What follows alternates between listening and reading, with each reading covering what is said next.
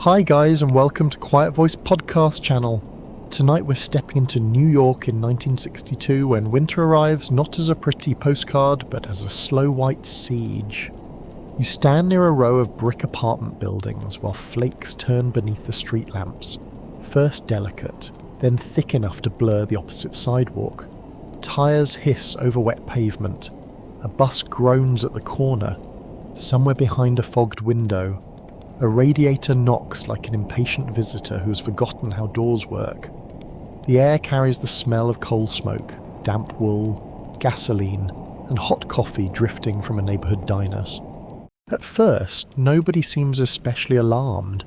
Snow is part of winter here, and New Yorkers have developed that particular confidence that says the weather may complain as much as it likes, but everyone still has somewhere to be.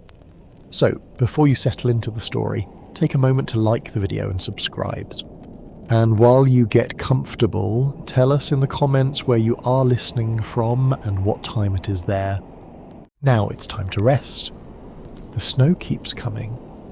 You watch it settle on parked sedans with broad chrome bumpers, on newspaper boxes, fire escapes, awnings, and the shoulders of pedestrians hurrying beneath dark coats.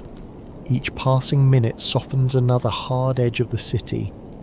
Manhattan towers fade into a pale ceiling. Across the outer neighbourhoods, telephone wires gather narrow white ridges. Stoops disappear one step at a time. There is no dramatic moment when everyone agrees that an ordinary snowfall has become a serious storm. That realisation arrives gradually. A shopkeeper looks through the window and notices that footprints outside are filling almost as quickly as people make them. A driver stops at an intersection and feels the rear wheels slide slightly when the light changes. A mother pulling a child along the sidewalk begins wondering whether the trip home should have started 20 minutes earlier.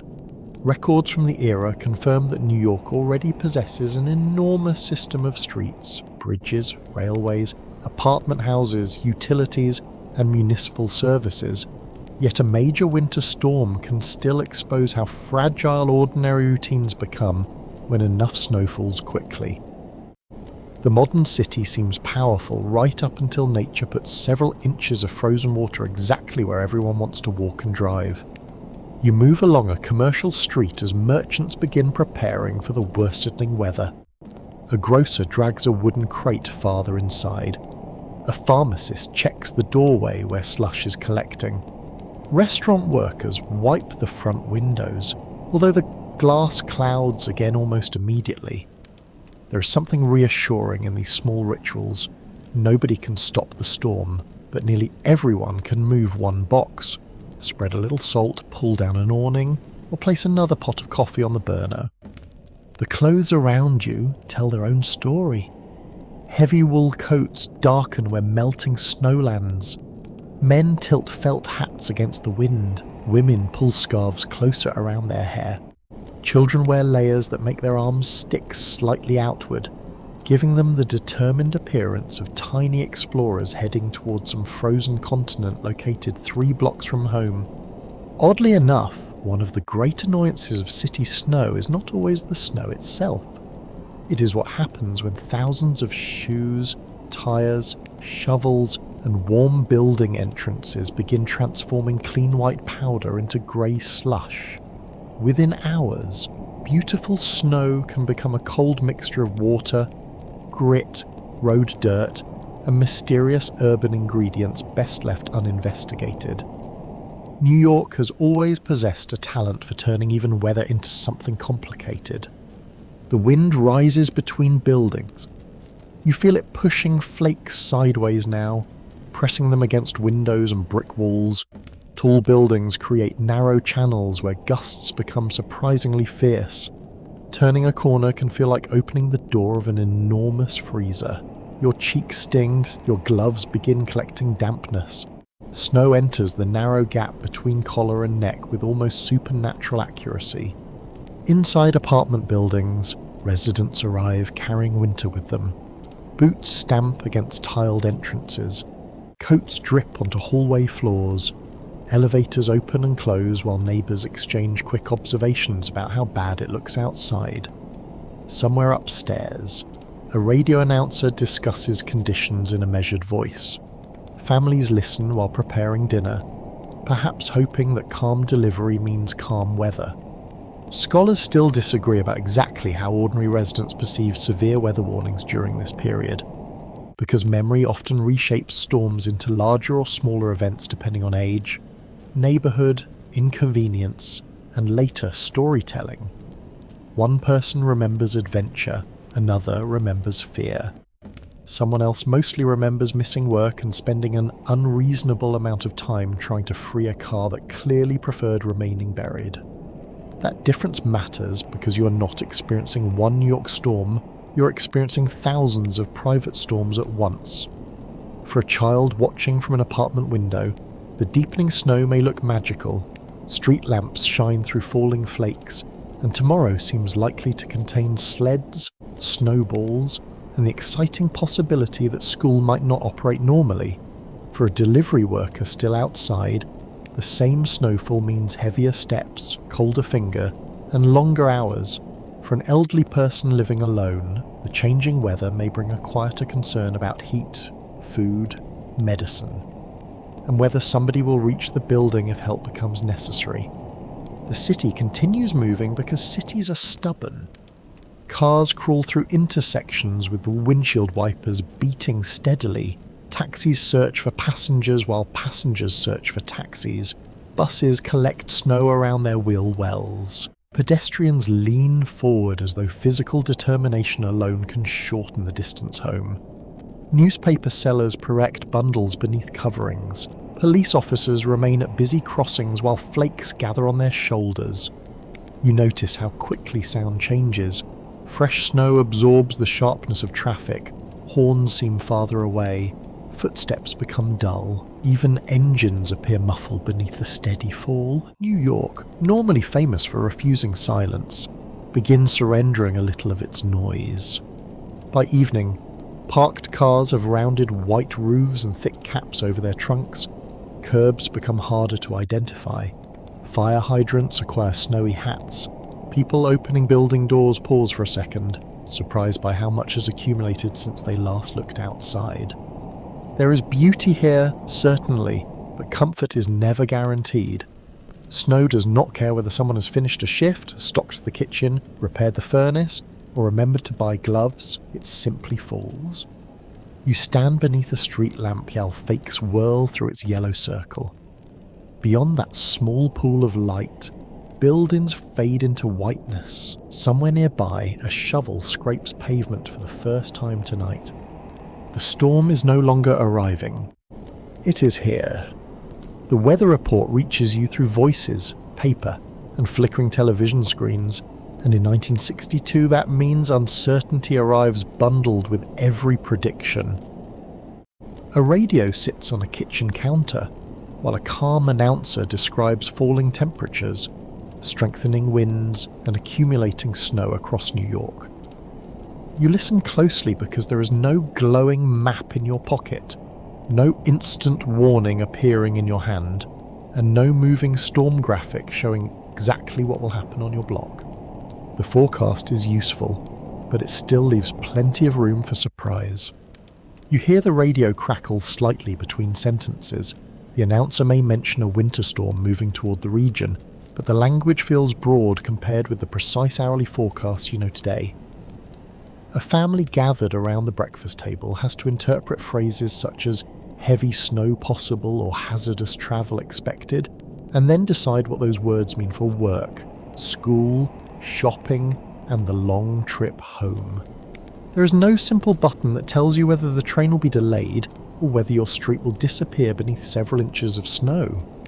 Television offers another window into the storm. Weather presenters stand beside large maps, pointing toward pressure systems and cold fronts with an almost theatrical confidence. The technology looks impressive for its time. Yet much of the science depends on fewer observations and slower communication than modern forecasting enjoys. Satellite weather imagery is only beginning to transform meteorology in the early 1960s. forecasting remains a skilled mixture of measurements, experienced P's, calculations, and educated judgment. A mainstream fact of the period is that weather satellites had only recently entered practical use. The first successful television weather satellite had been launched in 1960, giving meteorologists an entirely new way to observe cloud systems from above. You can imagine how extraordinary that seems. For most of human history, storms are understood from the ground. Suddenly, scientists can begin seeing enormous weather patterns spread across hundreds of miles. Still, the information does not reach an ordinary New Yorker instantly. Data must be collected, interpreted, transmitted, and then communicated through radio stations, television broadcasts, newspapers, and official warnings. That delay matters when weather changes quickly. You might leave home under a grey sky, believing you have several comfortable hours, only to discover by late afternoon that snow is falling hard enough to turn familiar avenues into slow-moving lines of red brake lights. The morning newspaper becomes an important source of guidance. You unfold broad pages across a table while drinking coffee and find weather information printed beside reports of politics, business, crime, sports, and city life. The forecast may have been prepared many hours before you read it. By the time the paper reaches your hands, the atmosphere may already be rewriting the prediction. Nature, unfortunately, has never shown much respect for printing deadlines. There is gentle comedy in the confidence people sometimes place in these forecasts. One neighbour insists the storm will pass quickly, because a radio announcer said accumulation might remain modest. Another has heard a different station predicting something worse, and begins treating the kitchen cupboards as if civilization is ending by supper. A third person looks out the window and declares that none of the experts know anything. Every generation, it seems, produces at least one amateur meteorologist armed mainly with knees that ache before snowfall. A curious footnote of the era is that many people still rely on personal signs of weather alongside official information. You hear remarks about unusual wind direction, birds disappearing, painful joints, smoke behaving strangely above chimneys, or a particular quality in the winter sky. These observations are not necessarily reliable, but they make weather feel intimate. Forecasting is partly scientific information and partly neighbourhood conversation. You walk past a diner where customers sit beneath bright lights, warming their hands around thick coffee cups. The storm becomes the main topic at every table. Someone has heard that conditions will worsen by evening. Someone else says a relative farther west already has deep snow. A cab driver claims the streets are becoming dangerous. The waitress listens to everyone and continues pouring coffee, perhaps wisely deciding that the storm will reveal its intention soon enough. At workplaces, radios remain important companions. Factory workers, shop clerks, office employees, drivers, building staff, and delivery crews hear updated reports during the day. Managers must decide whether to send workers home early. Parents wonder whether children will be dismissed from school. Commuters study the sky through windows and calculate how much inconvenience they are willing to risk before beginning the journey home. There is a strange psychological effect in waiting for a storm without precise information. You become more attentive to small changes. The snowflakes look larger. The wind against the glass sounds sharper. Traffic seems slower than it did 20 minutes ago. Every new radio bulletin feels significant because you cannot simply refresh a screen whenever curiosity strikes. Information arrives according to a schedule, and you must wait for it. Arguments among historians of meteorology continue over how much early satellite technology immediately improved local forecasting compared with its larger long-term influence. Some researchers emphasize the revolutionary value of seeing cloud formations from space, while others point out that computers, observation networks, mathematical models, and communication systems still needed years of development before forecasts became consistently precise at the neighbourhood level. The change is real, but progress does not arrive all at once. You also notice how trust works differently when information comes from a familiar voice.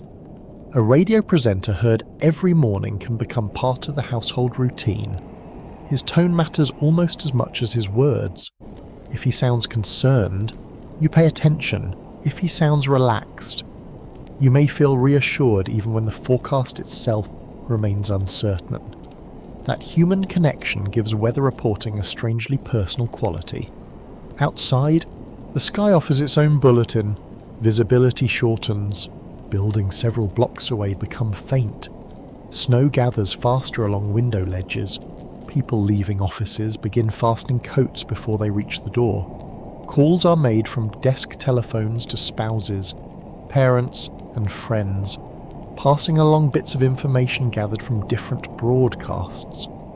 You realise that living through a storm in 1962 means accepting a wider margin of uncertainty. You know enough to worry, but rarely enough to plan every hour with confidence. The forecast gives you direction rather than certainty, and the rest depends on judgment, experience, and perhaps the advice of that neighbour whose knees have apparently become an unofficial weather station. By late day, the voices on the radio sound more serious. You turn the volume slightly higher and listen. Cold begins to announce itself indoors in small, stubborn ways. You feel it first near the window, where a thin current of air slips around the wooden frame and brushes your hand. The glass is cold enough to make the room seem colder simply by looking at it. Curtains stir faintly even though no windows open, and somewhere inside the wall a pipe knocks, with the blunt persistence of someone trying to be heard through plaster. You move closer to the radiator and hold your palms above it. Heat rises unevenly, generous in one corner of the room and almost useless in another. In many New York apartments of the period, steam or hot water systems are common, and residents become familiar with their moods. Some radiators hiss loudly, others bang. A few seem to possess personal opinions about when they intend to work. Records confirm that central heating is widespread in city apartment buildings by this time. But reliable comfort still depends heavily on the age of the building, the condition of the system, and the willingness of the landlord to maintain it properly. The room itself tells you where the weaknesses are. Cold settles along the floorboards. The space beside the window feels several degrees different from the area near the radiator. A draft snakes beneath the door. Older brick buildings can hold warmth well when their systems are functioning, but poorly sealed windows and aging frames allow winter air to find its way inside with irritating determination. You begin learning the geography of comfort. There is a warm chair, a cold hallway, a tolerable kitchen, and one corner that nobody chooses unless absolutely necessary. Families improvise. Towels are pressed against the bottom of doors. Heavy curtains are drawn tightly. Blankets appear on sofas and beds. A rolled newspaper may be wedged into an inconvenient crack. Someone tapes paper over a gap in the window frame. These little repairs are not elegant, but elegance loses importance when the wind begins pushing through a narrow space beside the glass. The kitchen often becomes the most welcoming room. Cooking creates warmth, and the smell of soup, coffee, onions, or bread softens the mood even when the rest of the apartment remains chilly. You stand near the stove while a pot simmers, condensation gathers on the windows, a kettle sends steam upward. The room feels alive in a way the colder bedrooms do not, and family members drift toward it without needing to discuss why. Oddly enough, people sometimes use the kitchen oven for extra warmth, even though this can be unsafe, especially with gas appliances. The temptation is easy to understand. When the apartment feels bitter, an open oven door appears to promise immediate relief, yet it also brings real danger from fire or harmful gases. That uneasy mixture of practicality and risk becomes part of winter life in buildings where official heating is inadequate. You hear another radiator clank from the room next door. In an apartment house, everybody listens to the same winter through different walls. A child complains that the bedroom is cold, a parent adds another blanket. An older resident wears a sweater beneath a robe and sits as close to the heat. Someone downstairs calls the building superintendent. Someone upstairs has already called twice. The superintendent occupies a strange position in this winter drama. He may be responsible for keeping the boiler operating, clearing entrances, answering complaints, and preventing pipes from freezing. If the heating system fails during heavy snow, his night can become a long sequence of stairs, valves, wrenches, phone calls, and irritated tenants. You can almost hear the collective disappointment of an entire building when the radiator suddenly goes quiet. A mainstream reality of city housing in this era is that the quality of apartments varies dramatically. Some households live in well-maintained buildings with dependable heat and insulated rooms. Others struggle with neglected properties, drafty windows, poor plumbing, or overcrowding. Winter exposes these differences quickly.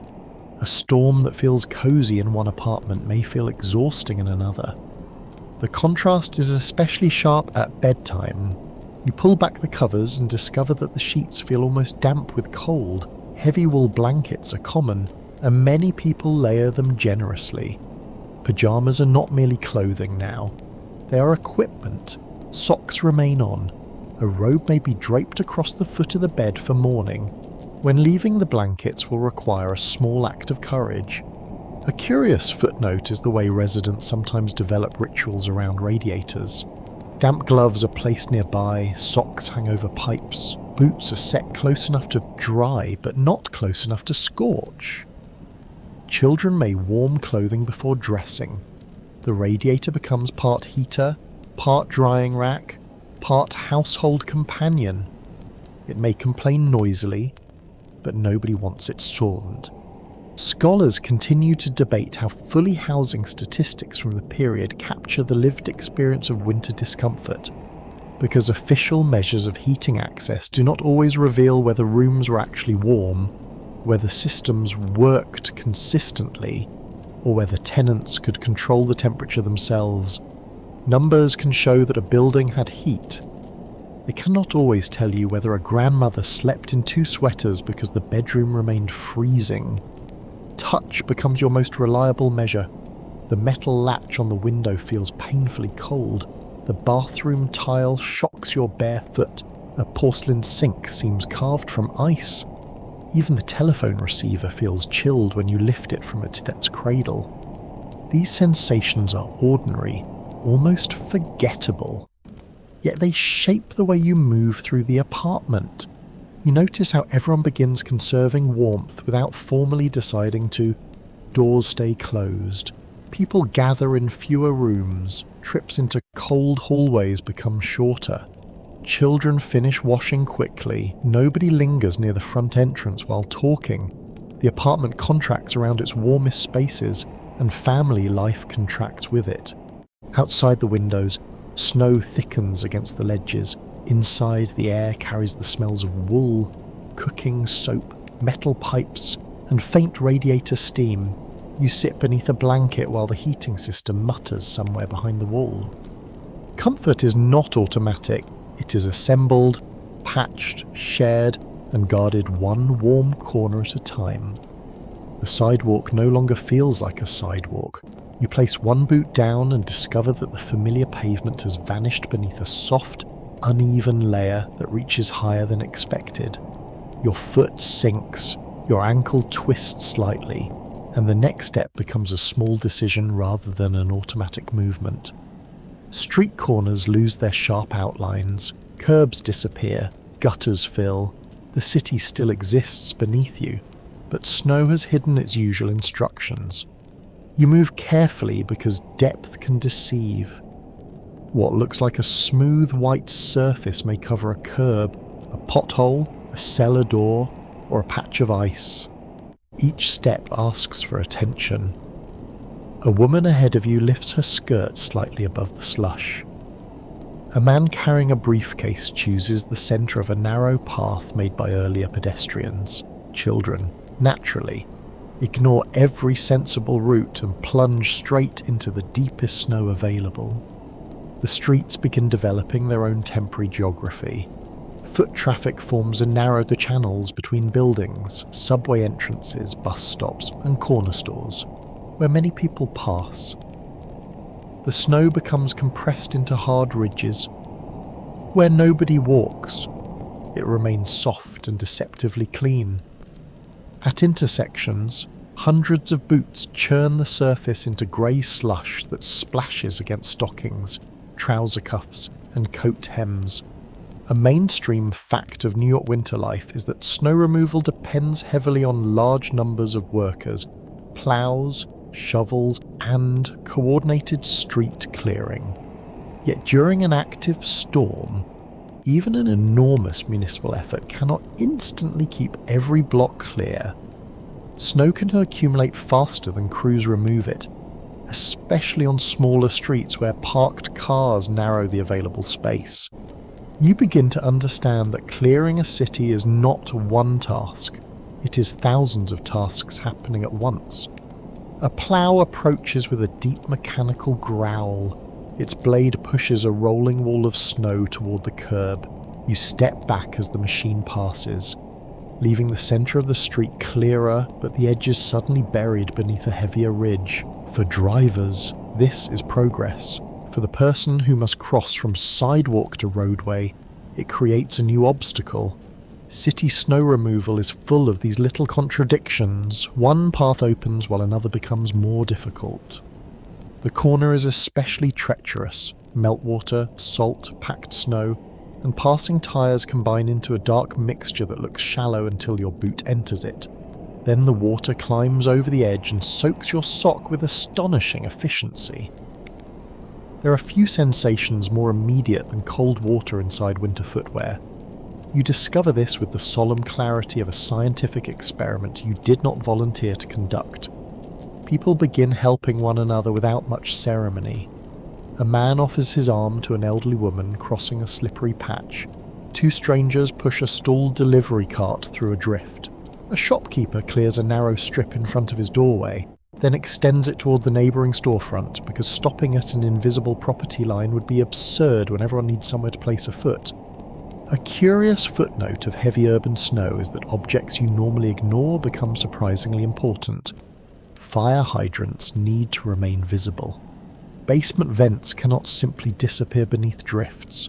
Building entrances require constant clearing.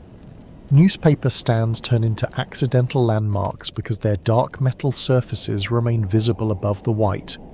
Even a familiar lamppost becomes useful when the street beneath it has lost all recognizable edges. You continue along the block with shorter steps. The effort is greater than it looks. Lifting your feet through deep snow strains muscles differently from ordinary walking. Heavy clothes add weight. Cold air makes breathing feel sharper. Carrying groceries becomes unpleasantly athletic. Someone with a bag in each hand must balance carefully, especially where packed snow has become slick. There is almost no dignity in slipping. 1 second you are walking with proper adult seriousness, and the next your arms rise instinctively while your feet negotiate separate political positions. If you recover, you continue with the quiet pride of someone who hopes nobody noticed. If you fall, 3 people immediately offer assistance while pretending not to have witnessed the exact shape of your descent. The snow changes social distance. People who would normally pass without speaking now warn each other about ice, deep water, or hidden steps. You hear brief exchanges at corners. Watch that patch, careful there, the curb is farther out than it looks. These are small sentences, but they matter. The storm forces strangers to acknowledge that everyone is navigating the same unstable ground. Scholars of urban history still disagree over how much severe winter weather strengthens neighbourhood cooperation, and how much that memory is softened by nostalgia. Some accounts emphasise shared labour and mutual help, while others point to frustration, inequality, and the uneven burden placed on people whose jobs require them to remain outside. Both experiences can exist on the same street. One person sees community, another sees another exhausting shift with wet feet. You notice that walking is hardest for those already carrying other difficulties. An older person with uncertain balance faces real danger on packed snow. A parent guiding small children must watch several sets of feet at once. A worker hauling boxes has little freedom to catch himself. Someone using a cane must test every patch before trusting it. Snow does not inconvenience everyone equally.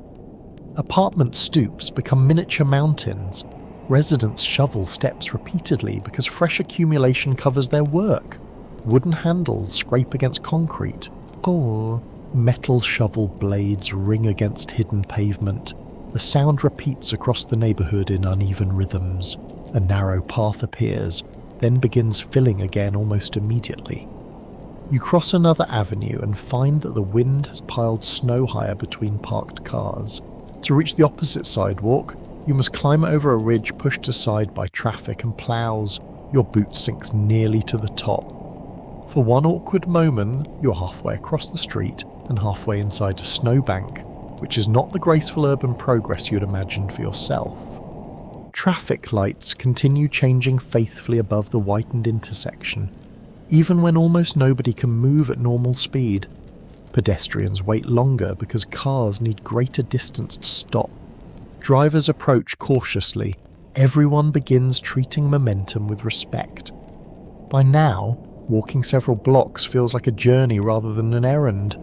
Your legs are tired, your coat is speckled with melting flakes, your gloves are damp at the fingertips. Yet the city is still full of people moving because work, family, food, medicine, and ordinary obligations have not disappeared simply because the pavement has. You pause beneath an awning and look down the avenue. What was once a clean pattern of lanes, curbs, crosswalks, and entrances has become a broad white landscape marked only by headlights, footprints, and narrow trenches carved by determined pedestrians. New York has not stopped being a city. It has simply become a city that must be crossed one careful step at a time. The car feels like a machine designed for another season.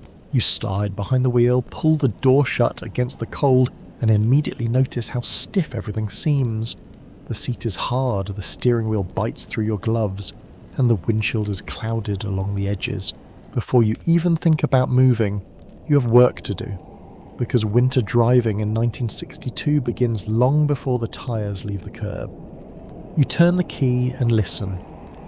The engine hesitates, catches, then settles into a rough idle. Cold weather makes starting difficult, especially for cars that have spent hours outside. Batteries are weaker in low temperatures. Engine oil thickens and mechanical systems demand patience. You sit there for a moment while the motor warms, trying not to wonder whether it will stall the instant you need it most. The windshield requires attention next. You scrape at frozen glass with a small tool, clearing a patch wide enough to see through. The defroster works, but not with the speed you might like. Warm air slowly reaches the glass while your breath creates fresh fog inside. You wipe a circle with your glove and discover that you've improved visibility by approximately the size of a dinner plate. A mainstream fact of the period is that most cars do not have the modern electronic stability system, advanced traction controls, or sophisticated braking assistance you might take for granted today. Driving through snow depends heavily on tyres, road conditions, vehicle weight, careful steering, and the judgment of the person behind the wheel. That makes every turn and stop feel more physical. You ease away from the curb. The rear tyres spin briefly before finding grip. That small movement is enough to sharpen your attention. The car does not respond to the road with the confidence it has on dry pavement.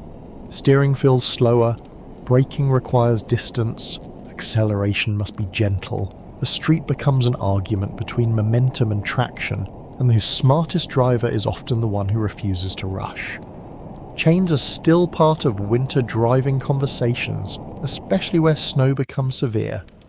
Some motorists carry them in trunks, though using them on city streets can be inconvenient and noisy. Snow tyres are another option, with deeper tread designed to hold the road better in winter. Even so, nothing makes a slippery street entirely predictable. You reach an intersection and brake early. The car keeps moving a little longer than your instincts expect. For a second, your hands tighten on the wheel, then the tyres grip, and you stop with enough space to spare. That tiny delay becomes a lesson. Snow does not simply make driving slower, it changes the meaning of distance. Other motorists are learning the same lesson around you. A sedan ahead creeps through a turn with its wheels angled carefully. A taxi slides half a foot sideways and then straightens. A delivery truck moves with deliberate caution because its driver knows that a heavy vehicle can become very difficult to correct once it begins sliding. Oddly enough, one common piece of winter driving wisdom involves adding weight to the trunk, especially in cars with rear-wheel drive. Bags of unmanned, heavy tools, or other objects may be placed over the rear axle in hopes of improving traction. The idea is simple enough. More weight over the driving wheels may help them grip. It is an improvised solution from an era when drivers often rely on practical experience more than electronic assistance. You can feel the logic through the car itself. The steering wheel speaks through resistance. The tyres tell you when the road changes from packed snow to slush. The engine note changes when the wheels lose traction. Driving becomes a constant conversation with the machine, and you must pay attention to every response. Visibility is another problem. Snow gathers in the headlights and blows across the windshield in shifting sheets. Windshield wipers move back and forth with a steady rhythm, but they cannot always keep pace. Street signs become harder to read. Lane markings vanish beneath snow. Parked cars seem to emerge suddenly from the whiteness. Their shapes softened and their edges difficult to judge. You slow even more. Behind you, someone honks. That familiar New York impatience survives weather surprisingly well. Still, speed is a poor answer to limited visibility. The horn can complain, physics remains unmoved. A curious footnote is the importance of ordinary objects kept inside the car. A blanket, shovel, flashlight, ice scraper, and small bag of sand can become valuable during a storm. These are not dramatic survival tools, they're simple things that help when a car becomes stuck. Visibility fails, or a driver has to wait for help. Getting stuck is remarkably easy. You turn onto a side street and feel the tyres sink into deeper snow. The engine revs, but the car barely advances. You try again, gently this time. The tyres spin, snow sprays behind you.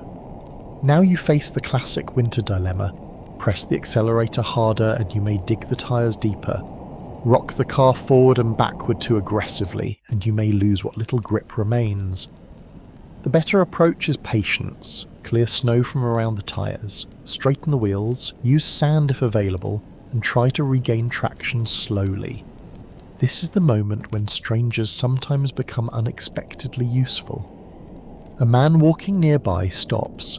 Another person comes from a doorway. Soon 2 or 3 people are pushing against the rear of the car while you ease forward. The vehicle lurches free, and everyone steps back with the quiet satisfaction of having defeated a very small mechanical enemy. Researchers who study transportation history still debate how much winter danger during this period comes from vehicle limitations compared with driver behaviour and road maintenance. The answer is probably a mixture of all three. Cars lack many modern safety systems, roads can deteriorate quickly under heavy snowfall, and drivers are still capable of impatience, overconfidence, and poor judgment. You continue at a careful pace, listening to the tyres grind over packed snow. Every hill requires planning, every turn demands restraint, every stop feels like a calculation. The city through the windshield seems reduced to headlights, traffic signals, and vague building shapes.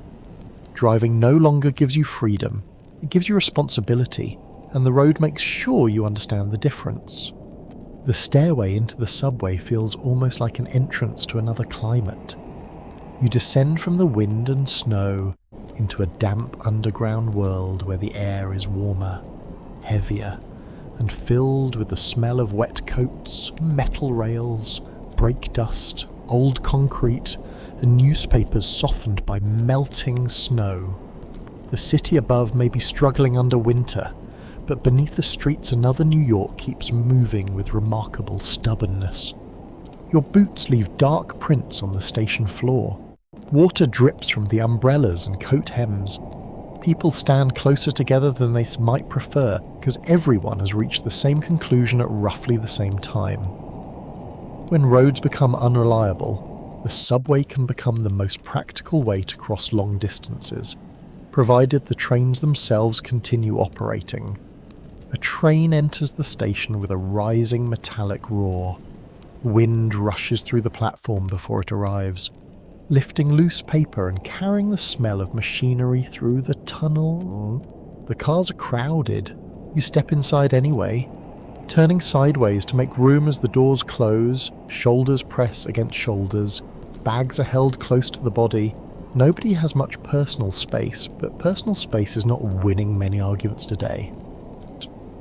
One widely understood fact about New York in 1962 is that the subway system already forms an enormous transportation network linking large parts of Manhattan, Brooklyn, the Bronx, and Queens. Millions of daily journeys depend on it. During severe winter weather, underground portions of the system enjoy an obvious advantage over roads because rails and tunnels are protected from direct snowfall. That does not mean the ride is effortless. Snow enters stations on shoes and clothing, making floors slick. Outdoor sections of track remain switches can freeze. Equipment can suffer from ice and cold. Signals and electrical systems still need to function reliably. A transportation system this large is never one simple machine.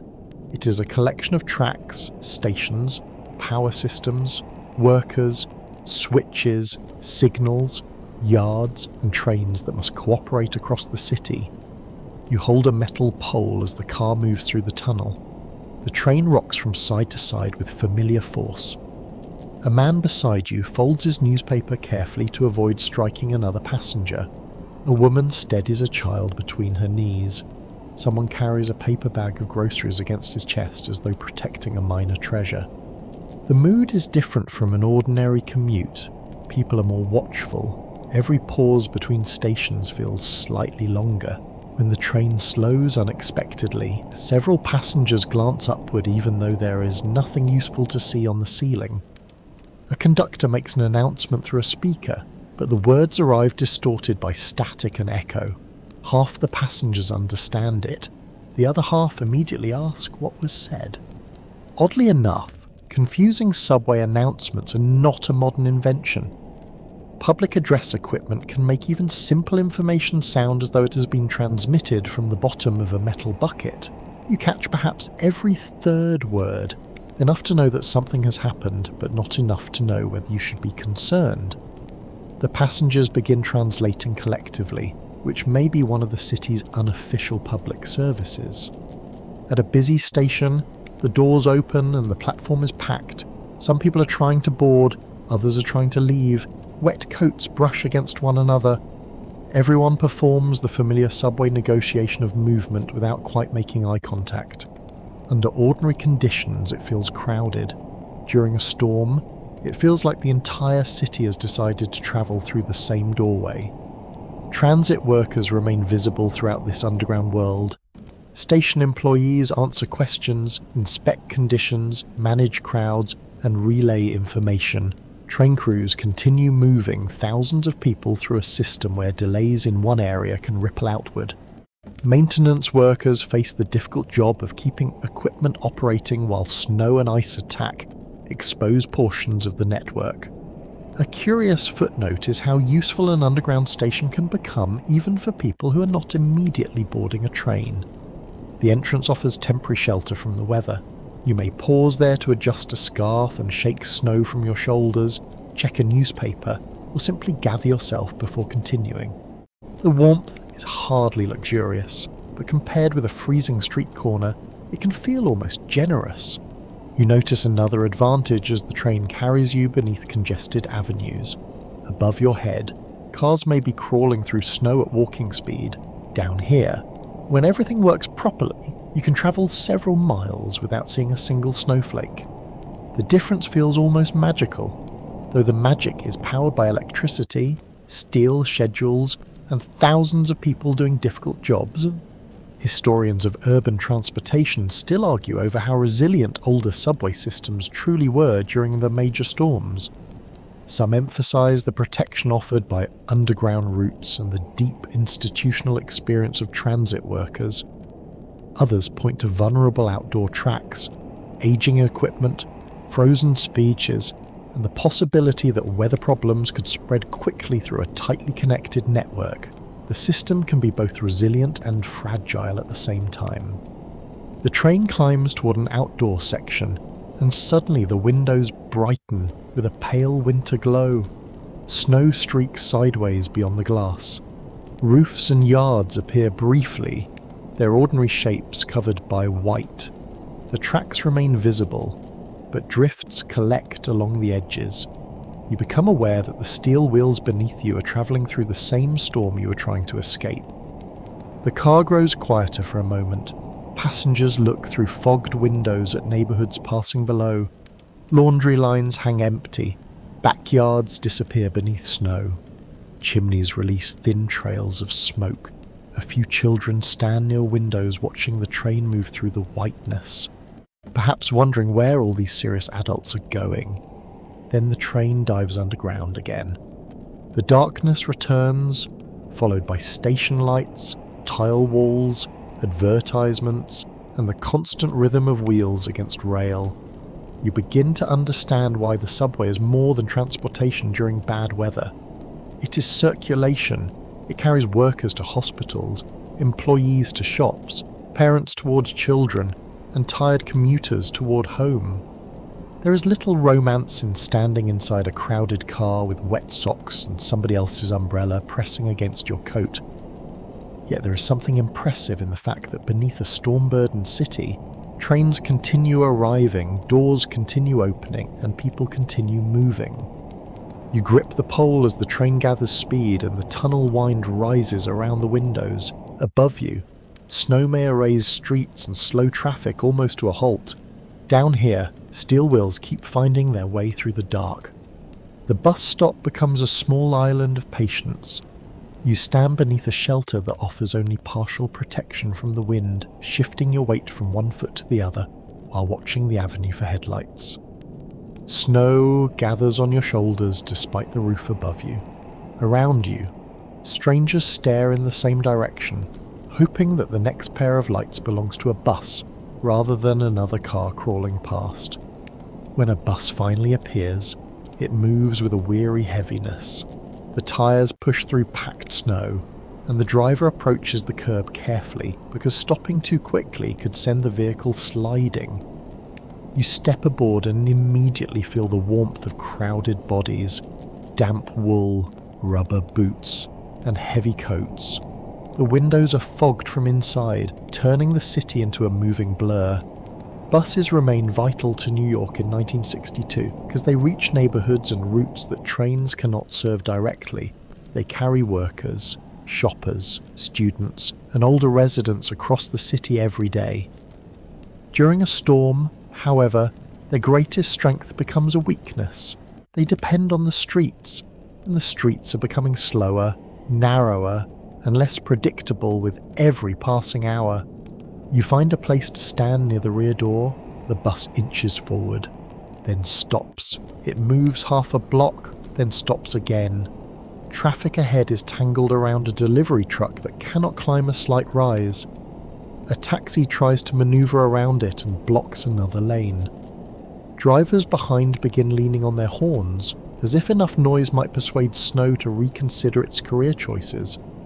The bus driver sits upright with both hands steady on the wheel. Every turn requires care. A vehicle this large carries momentum that must be respected, especially when the road surface changes from snow to slush to polished ice within a few yards.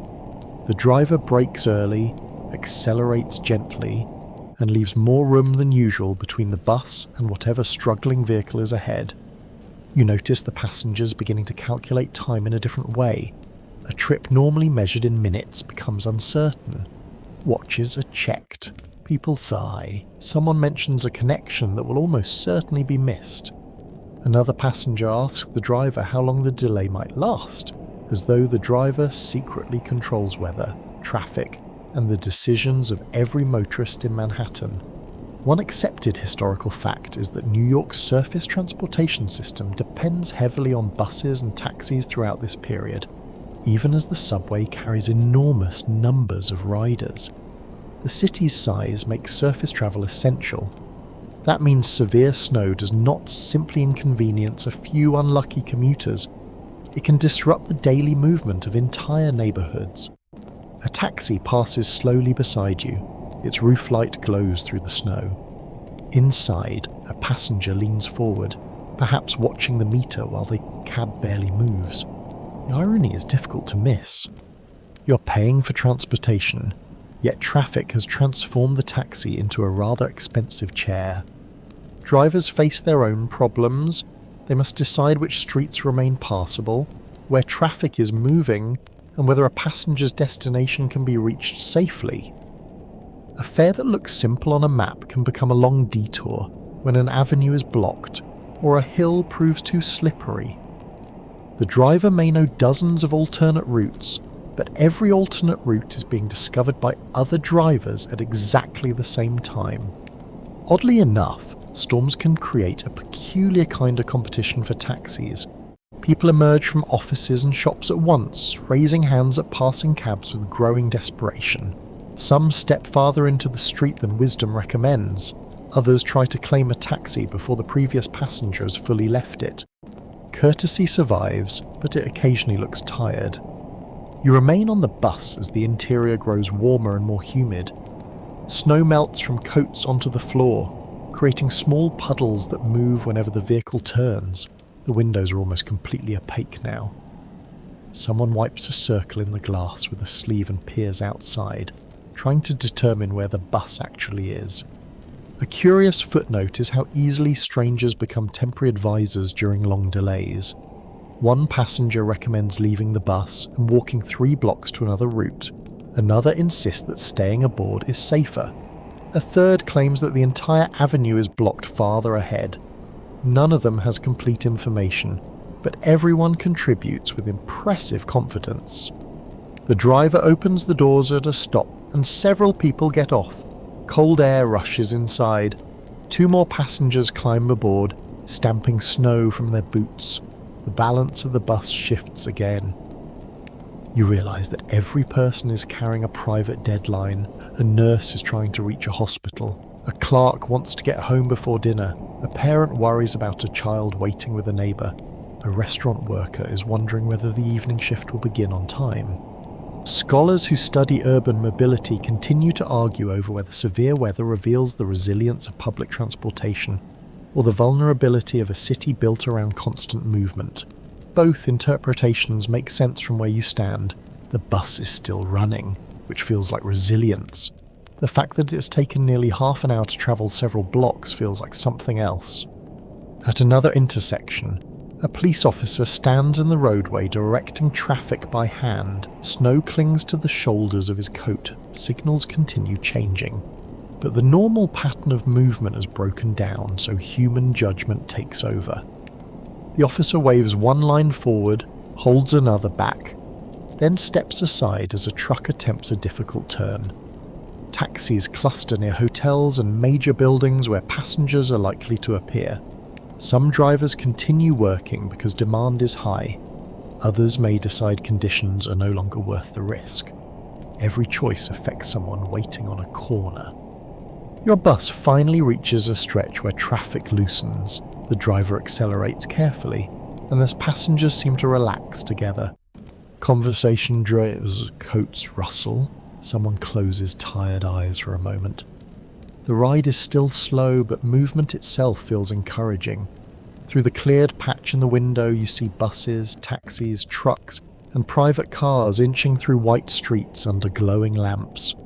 The city has not stopped trying to move. It has simply forgotten how quickly movement is supposed to happen.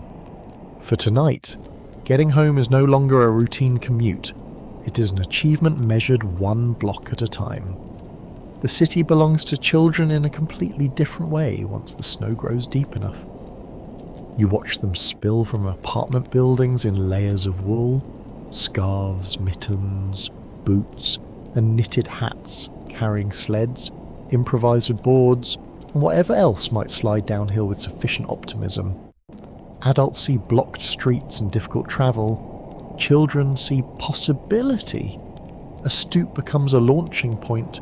A gentle slope in a park becomes a grand winter course. A quiet side street, temporarily spared from heavy traffic, turns into a playground where laughter carries through the cold. You hear the scrape of runners, the crunch of boots, and the sudden chorus of voices when someone reaches the bottom without falling over. The equipment is often simple. Wooden sleds remain common, with metal runners and steering bars that respond only if the snow, weight, and laws of physics are feeling cooperative. Some children use flat boards, pieces of cardboard, or anything smooth enough to glide. The results vary. A proper sled gives you speed, a cardboard box may give you speed, surprise, and a very short career. One mainstream fact of city childhood during this period is that outdoor play remains a much larger part of daily life than it will become for many later generations. Children spend long stretches outside with friends, often with limited direct supervision. In winter, that means the storm itself becomes part of the neighbourhood, the landscape, and part of the day's entertainment. You follow a group toward a park where the snow lies almost untouched. Their boots break through the surface, leaving a crooked trail. One child drags a sled by a rope. Another carries a metal tray borrowed from a kitchen, which is almost certainly not what the tray was designed for and almost certainly why it is interesting. The first ride begins with argument. Who goes first? Who gets the fastest sled? Who pushed whom? These are ancient questions of childhood government, and no storm has ever settled them permanently. Eventually someone sits down, grips the sides, receives a shove, and disappears down the slope with a shout. The others run after. Snow softens falls, but does not make them elegant. A child tumbles sideways, rises covered in white, and immediately insists nothing happened. Another crashes into a small drift and emerges laughing. Mittens become wet.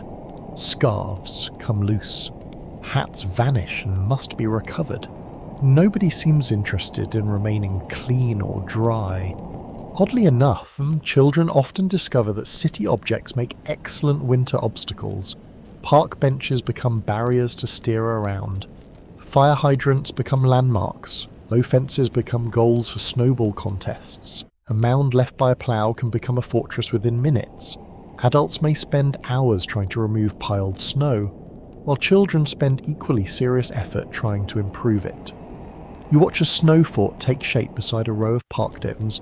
Blocks are pressed together by hand, walls rise unevenly. Strategic disagreements begin immediately.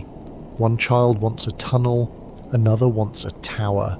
A third believes the entire structure should be devoted to storing snowballs.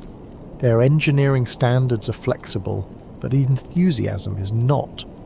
A curious footnote is how quickly snowballs become a neighbourhood economy. The best ones are packed carefully and stacked in reserve. Some children prefer soft powder, which explodes harmlessly on contact. Others discover that wet snow packs harder, creating the sort of projectile that can end a friendship for at least 7 minutes. Wise adults intervene when play becomes too rough, though children may disagree with the definition of rough. The streets also offer quieter pleasures. You drag a mittened finger along a snow-covered railing and watch a dark line appear beneath it. You catch flakes on your sleeve and study their shapes before they melt. You stand beneath a tree and shake a branch, immediately regretting the decision as a cold load of snow drops down the back of your coat. Inside apartment windows, parents occasionally check the street below. They know roughly where the children are, though not always exactly. A shout from several floors above may announce that dinner is ready. Another voice orders someone to put a hat back on. Children look upward, pretending not to know which window the instruction came from. Historians who study childhood continue to debate how much freedom children in mid-century cities truly enjoyed across different neighbourhoods, families, and social classes. Memories often describe a broad world of independent street play, yet experiences vary widely according to safety, household rules, income, local traffic, and family expectations. Still, snow gives many children unusual permission to treat ordinary spaces as extraordinary ones. The physical effort keeps you warm for a while. You climb the hill again and again, dragging the sled behind you. Your cheeks turn red, your breath becomes visible. Snow clings to your socks where it has entered above the boots. Eventually your fingers begin to ache inside damp mittens. Though admitting that you are cold feels suspiciously close to admitting defeat, a group starts building a snowman near the edge of the park. The first ball grows larger as it rolls, collecting leaves, grit and small pieces of city debris. By the time it becomes the body, it is less pure white and more a complicated winter grey. A second ball becomes the head. Stones form eyes. A carrot appears from somewhere, suggesting either careful preparation or a nearby kitchen suddenly missing one vegetable. There is joy in the way the storm changes scale. A hill that seems ordinary in summer feels enormous on a sled. A pile of snow becomes a castle. A blocked curb becomes a mountain. The neighbourhood is still the same, yet childhood imagination redraws it completely. Eventually the cold wins, it always does. You return toward the building, carrying a wet sled and wearing clothes twice as heavy as when you left. Snow melts from your coat onto the entrance floor. Your fingers sting as warmth returns. Someone places gloves near a heater and tells you not to touch them until they dry. Through the window, other children remain outside, making new tracks across the white ground. Their voices rise from the street in bursts of laughter. For them, the storm is not an interruption. It is the best thing that has happened all week. The neighbourhood grocery store feels different the moment you push open the door. Warm air carries the smell of coffee, paper bags, canned soup, oranges, soap, and damp coats. Customers move with more purpose than usual. Baskets filling quickly as people think through what they might need if the snow keeps roads difficult and deliveries uncertain. The shelves are not empty, but everyone understands that convenience can become fragile when trucks struggle to reach the city. You hear the rustle of paper sacks at the counter. Bread goes first for many families because it is simple, filling and familiar. Milk follows, eggs, canned vegetables, soup, coffee, sugar, crackers, potatoes, and meat disappear steadily into baskets. Some shoppers buy only what they need for a day or two. Others behave as though the storm has personally declared war on breakfast.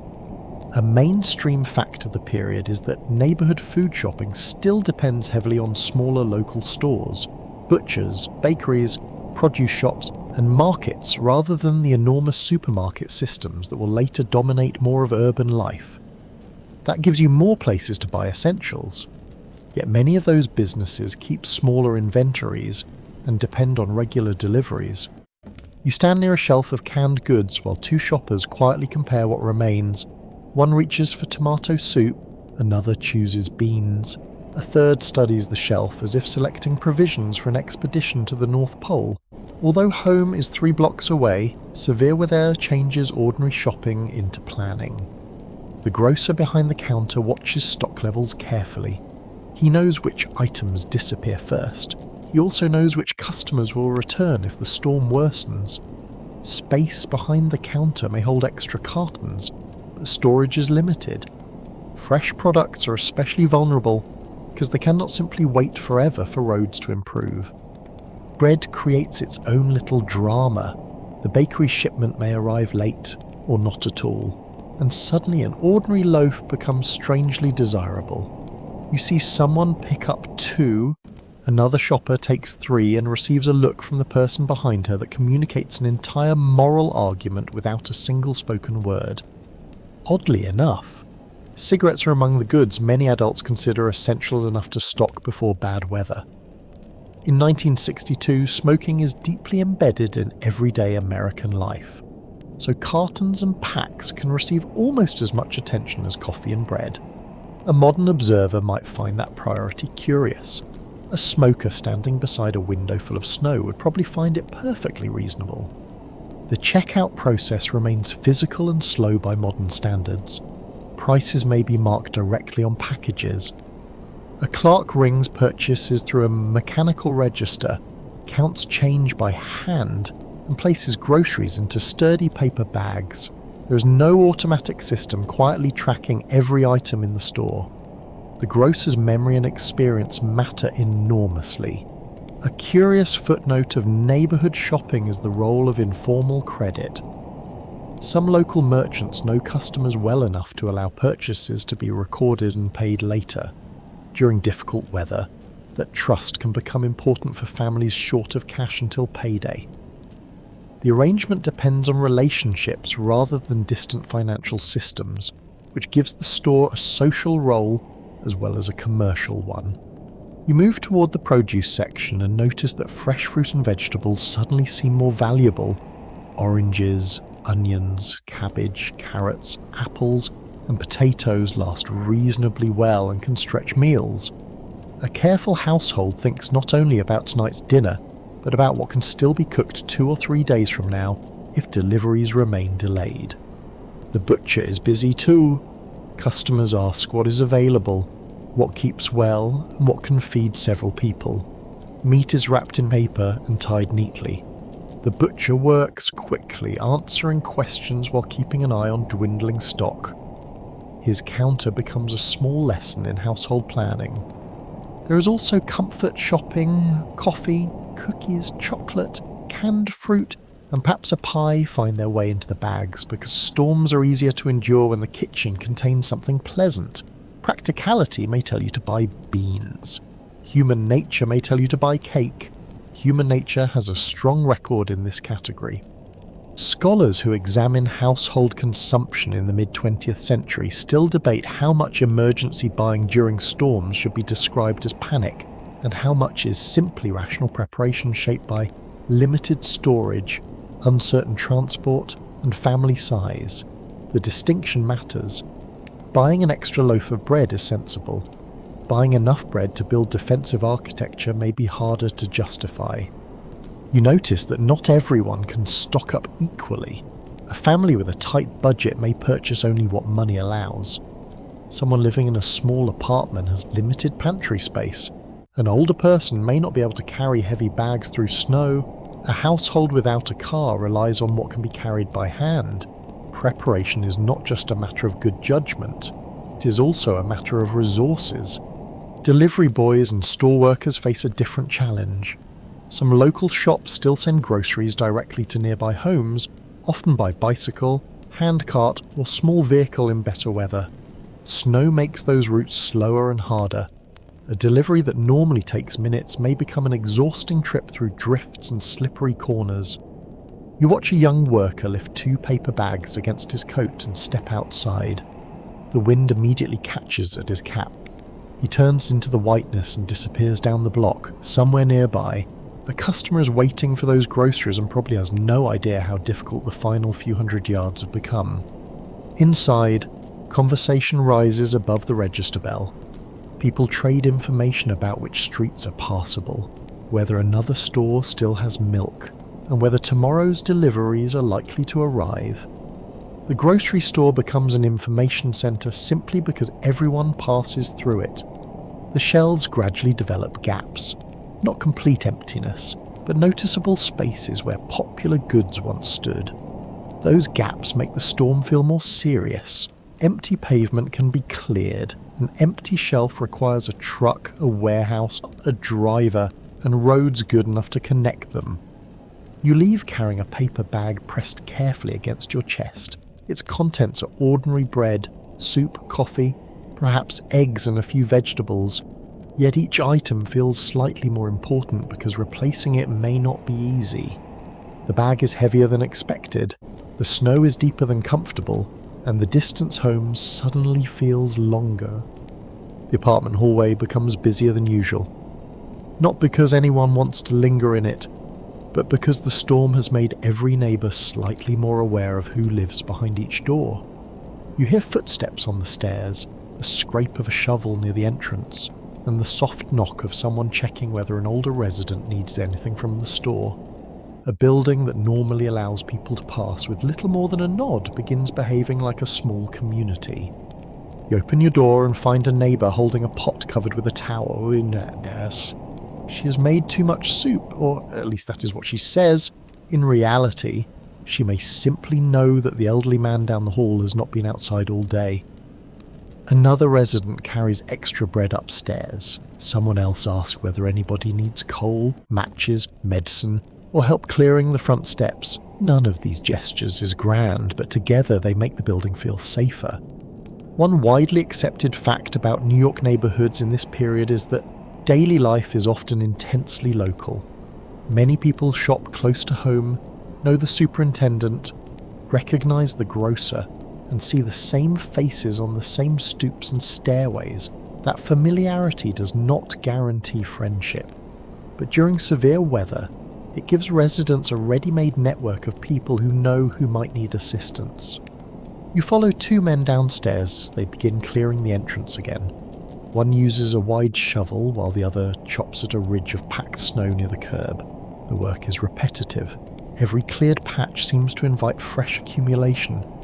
Still, they continue because the doorway must remain usable, especially for anyone who might need a doctor, a delivery, or emergency help. The shovels scrape in alternating rhythms. A teenager joins them after being instructed by his mother with the kind of tone that suggests volunteering is not entirely optional. He complains for perhaps 30 seconds, then becomes competitive about how much snow he can move. Soon he's throwing heavy loads farther than necessary, which is inefficient but apparently important for personal honour. Oddly enough, storms often create temporary alliances between people who barely speak during ordinary weeks. The man from the third floor may argue about noise, the woman downstairs may dislike his dog, the family across the hall may have spent months pretending not to notice anyone. Yet, when the entrance is blocked, old irritations lose some of their importance. Snow has a blunt way of introducing priorities. Inside another apartment, several residents gather around a kitchen table. One family has coffee, another brings cookies, somebody contributes a deck of cards. The conversation moves between practical concerns and neighbourhood gossip, because human beings are remarkably capable of discussing heating problems and somebody's mysterious new boyfriend within the same minute. A curious footnote of apartment life is the informal telephone chain that develops when information is scarce. One person hears that a pharmacy is still open. Another knows which avenue has been cleared. Someone has spoken with a relative across town and reports that conditions there are worse. The news travels door to door, sometimes accurately and sometimes with the creative improvement that accompanies all neighbourhood information. You notice how useful shared knowledge becomes. An older woman knows which pipes are most likely to freeze. A father who works with machinery understands how to coax a stubborn lock open when ice forms around it. The superintendent knows where extra salt is stored. A teenager knows the quickest path to the corner shop. Each person possesses some small piece of knowledge that matters more during the storm. Historians of urban social life continue to debate whether mid-century neighbourhoods were truly more connected than later ones, or whether memory tends to preserve the warmest examples while forgetting loneliness, prejudice, conflict, and isolation. The romantic picture of everyone helping everyone is certainly incomplete. Some residents live alone and remain unnoticed. Some neighbours distrust one another. Some buildings contain tensions that weather cannot erase. Yet even imperfect communities can produce moments of cooperation when circumstances demand it.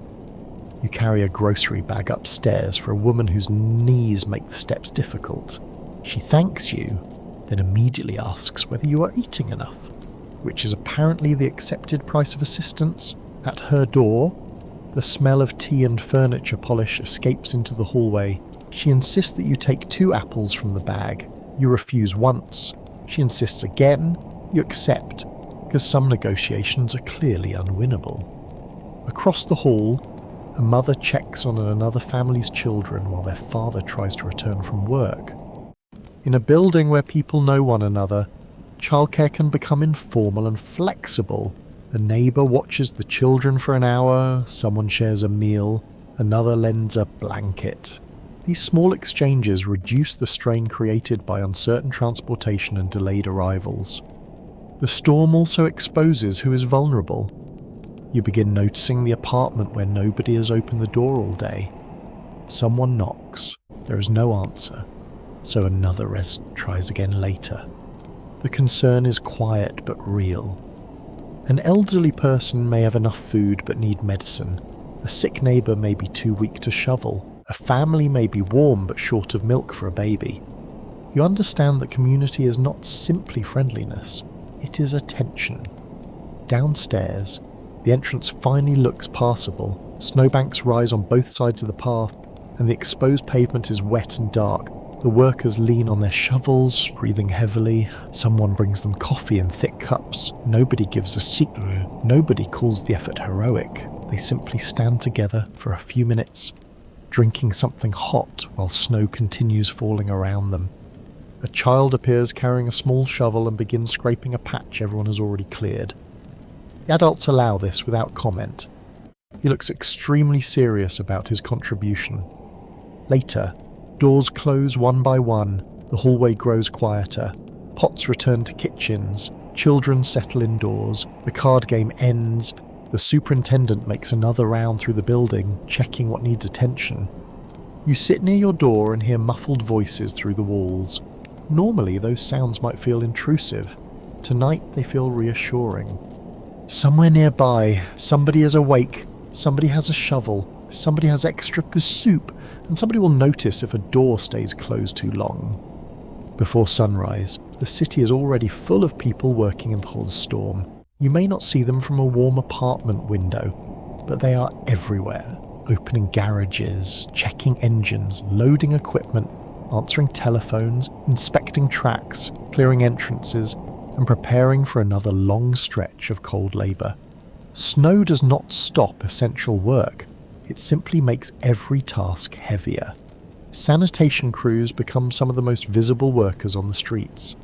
You hear the low growl of ploughs moving through major avenues, blades scraping pavement and pushing dense ridges toward the curb. Drivers peer through windshields streaked with snow while crews spread salt and grit where tyres need traction. Their work is repetitive and physically demanding, and the progress can seem painfully slow when fresh snow keeps covering what has just been cleared. One established fact about New York is that the city's sanitation department has long played a central role in snow removal. During major storms, workers can be assigned long shifts, and ordinary garbage collection may become less important than clearing routes needed by buses, ambulances, fire engines, and delivery vehicles. The priority is movement.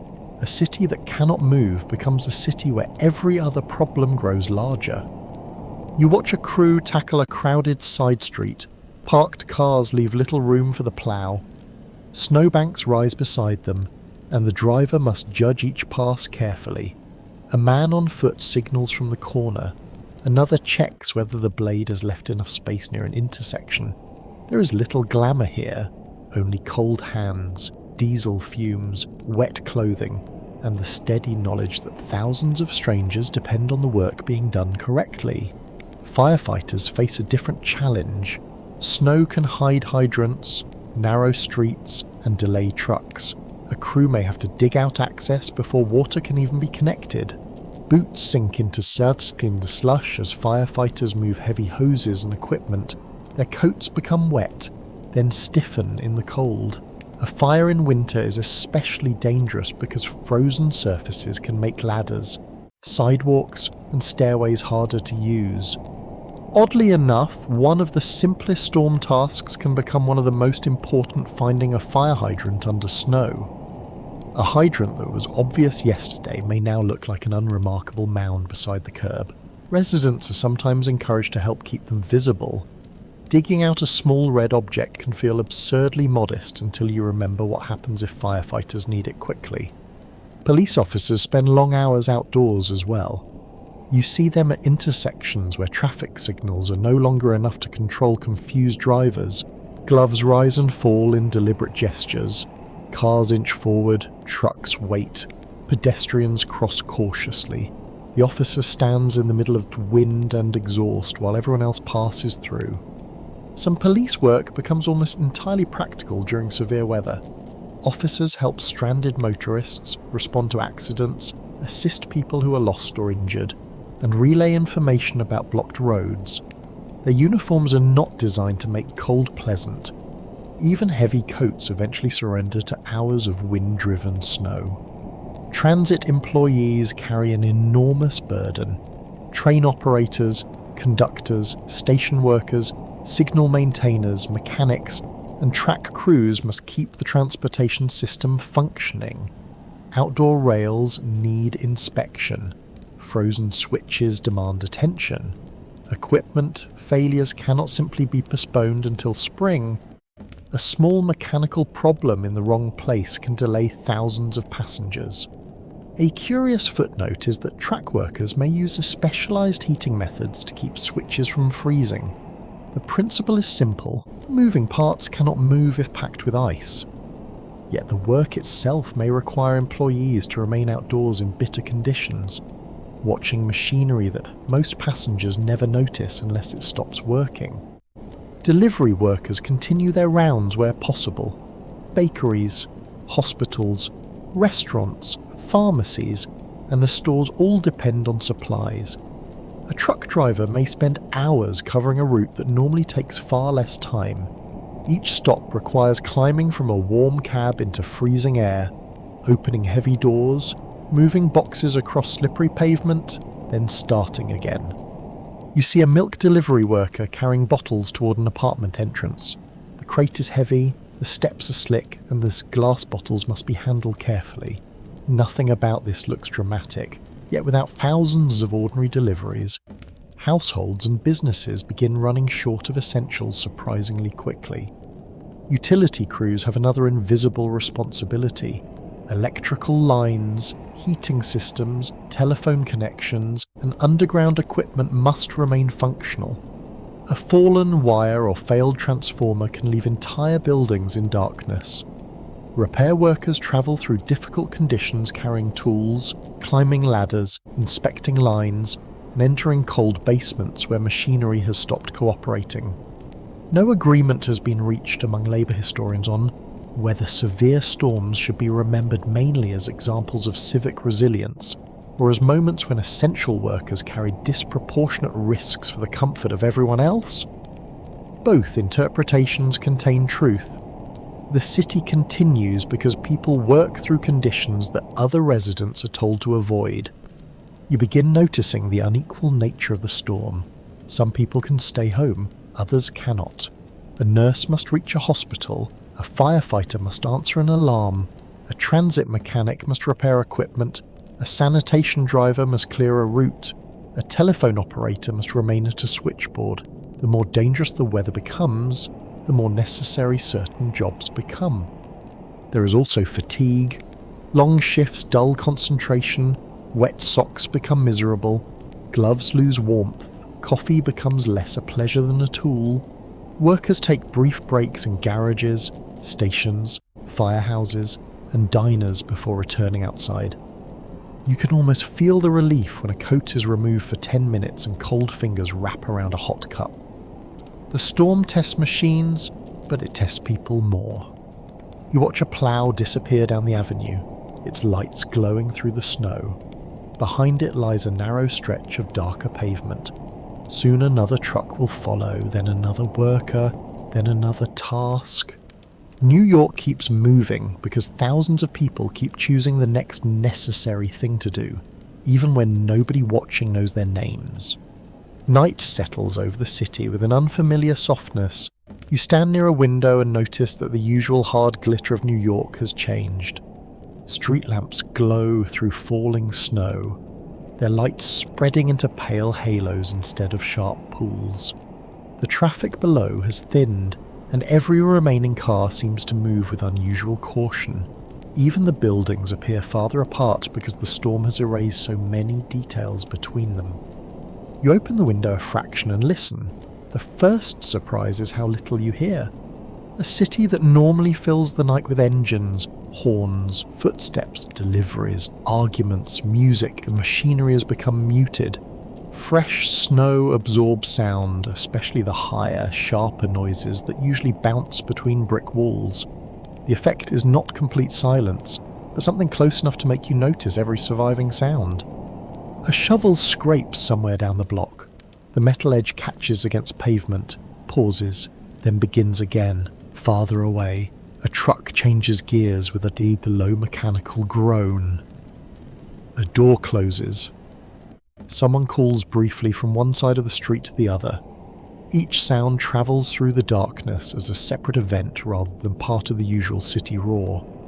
One established fact about fresh snow is that its loose structure can absorb and scatter sound waves, making an environment seem noticeably quieter.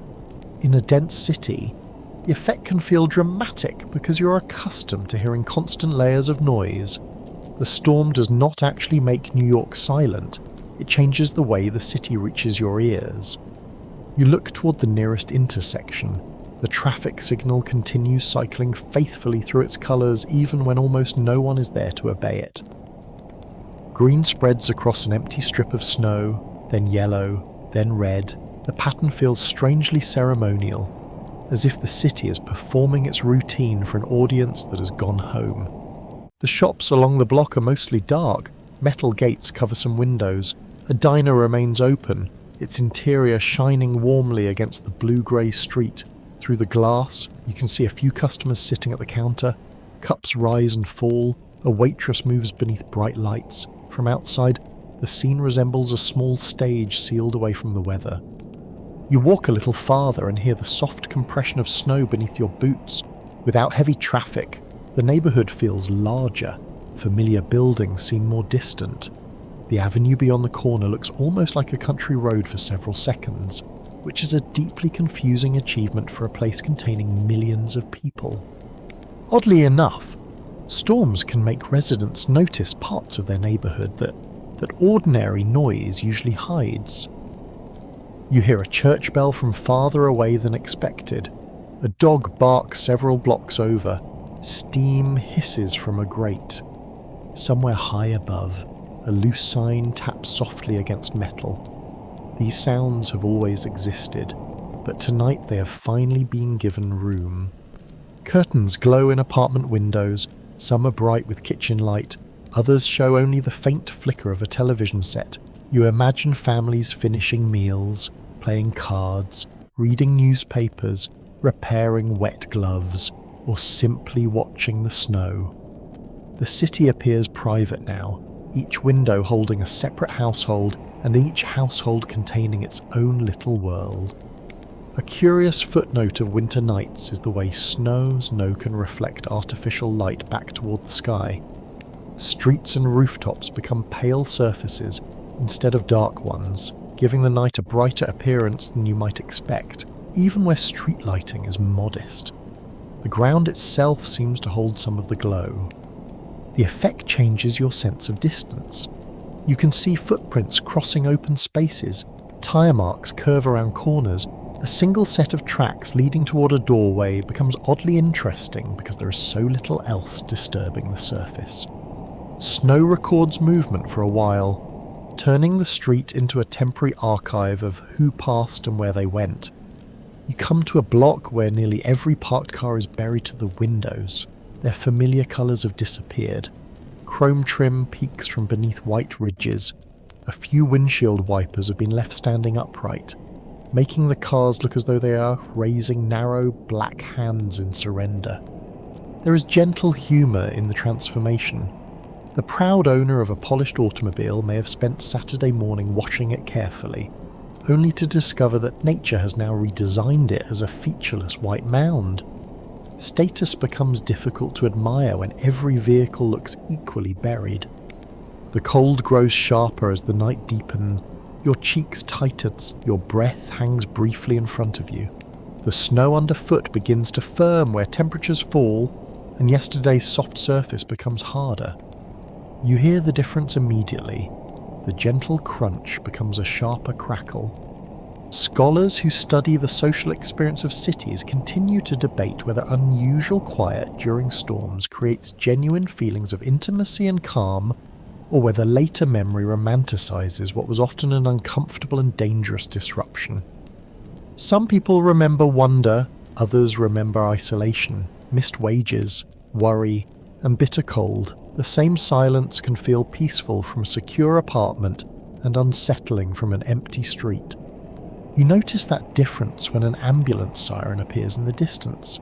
At first it is faint, then suddenly clear because almost nothing competes with it. The sound grows, passes several blocks away, and fades again. For a moment, the peaceful night reveals another side of itself. Someone needs help, and the storm has made every mile more difficult. A police car moves slowly through the avenue, its headlights sweep across snowbanks and building fronts. The driver watches for stranded vehicles and pedestrians. Behind it, darkness closes again. You return toward the apartment entrance. The cold iron handle feels almost painful through your glove. Before going inside, you turn around once more. Snow continues falling through the lamps. Windows glow above you. Chimney smoke rises and bends with the wind. The city is still awake, but it is awake quietly. For a few rare hours, New York seems to have lowered its voice. The first sign of trouble may be nothing more dramatic than a light that flickers twice. You glance toward the ceiling, wait, and continue what you were doing. Then the lamp dims again. A radio loses its voice for a second, somewhere in the building. Someone calls out from another room in winter. Electricity feels ordinary until it becomes uncertain, and then every bulb, appliance, and heating control suddenly seems far more important. You move toward the window and notice that several apartments across the street have gone dark. A few still glow normally, which makes the darkness around them appear even deeper. Power failures in a large city can be caused by damaged lines, overloaded equipment, fallen branches, or other faults within an electrical network already strained by cold weather. In a snowstorm, repairing those problems can take longer because crews must reach the damaged area through difficult streets. A mainstream fact of urban winter life is that the electricity and heating are closely connected even in homes where the main source of heat is not electric. Boilers, pumps, thermostats, fans, and control systems may depend on electrical power. Building can possess fuel and still lose effective heating if the equipment that circulates warmth stops work. You listen for the familiar sounds of the building. The refrigerator has gone quiet, the hallway light is out, an elevator no longer moves. The sudden absence of small mechanical noises makes the apartment feel strangely exposed. You begin searching for candles, matches, and a flashlight, if you have one. This is a time when everyone discovers whether household emergency supplies are stored in a sensible place or in a mysterious drawer beneath 6 years of forgotten objects. A candle comes to life with a brief scratch of a match. The flame throws soft light against the wall, creating large shadows from ordinary furniture. The room looks older under candlelight, almost detached from the century outside. You place the candle carefully away from curtains, paper, and anything that might catch fire. Open flame is useful, but it demands respect.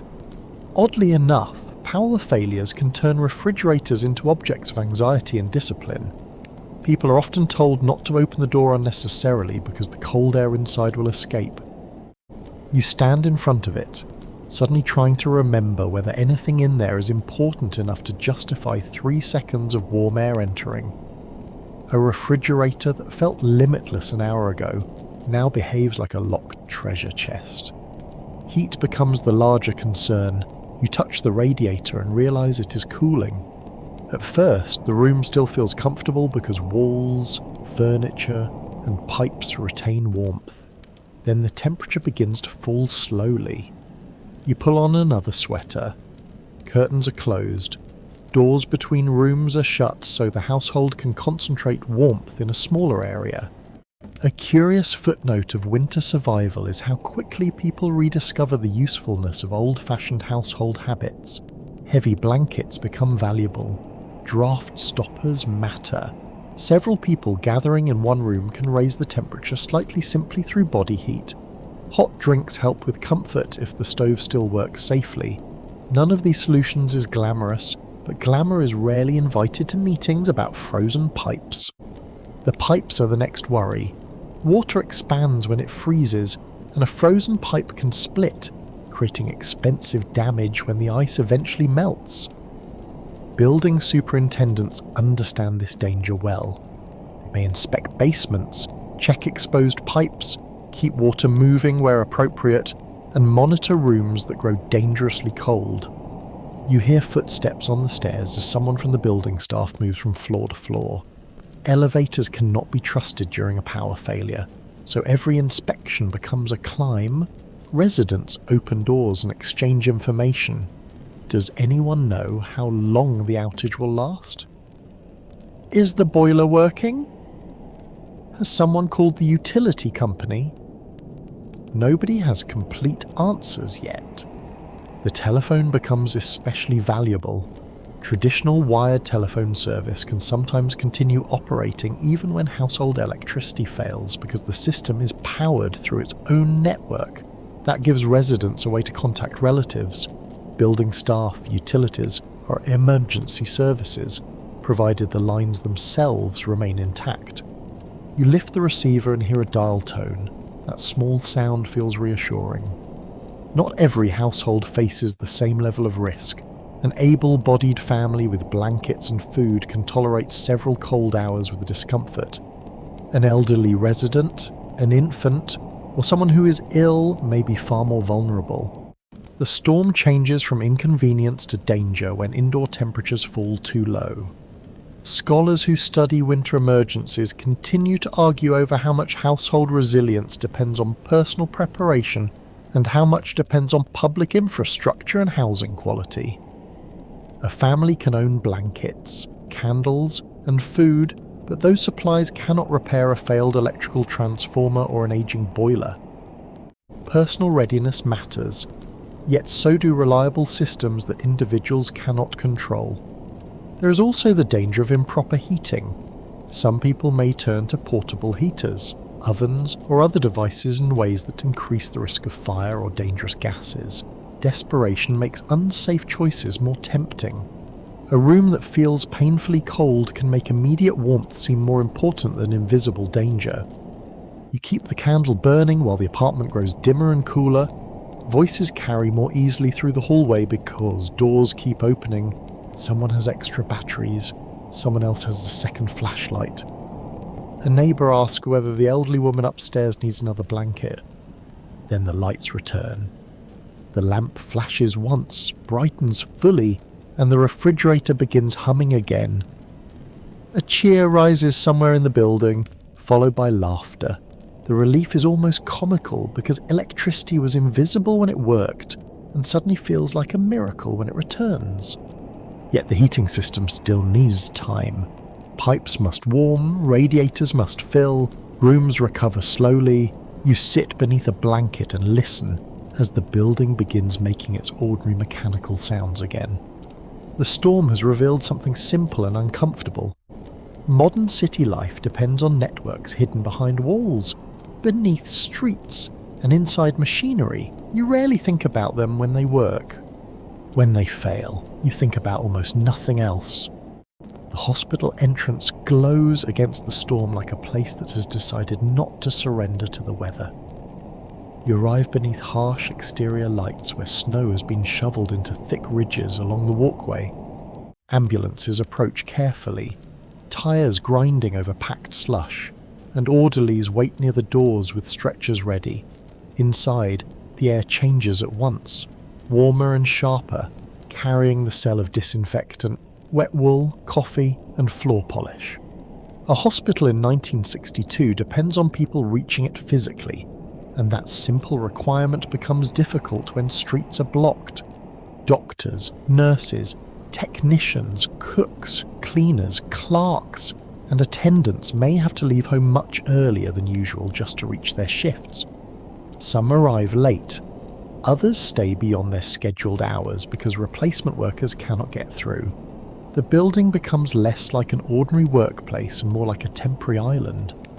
One established fact of the period is that emergency medical systems are far less standardized than they will become later. Ambulance services vary widely, and many vehicles are operated by hospitals, police department, fire departments, private companies, or funeral homes depending on the city and neighbourhood. The modern expectation of highly trained emergency medical crews equipped with advanced portable technology is still developing.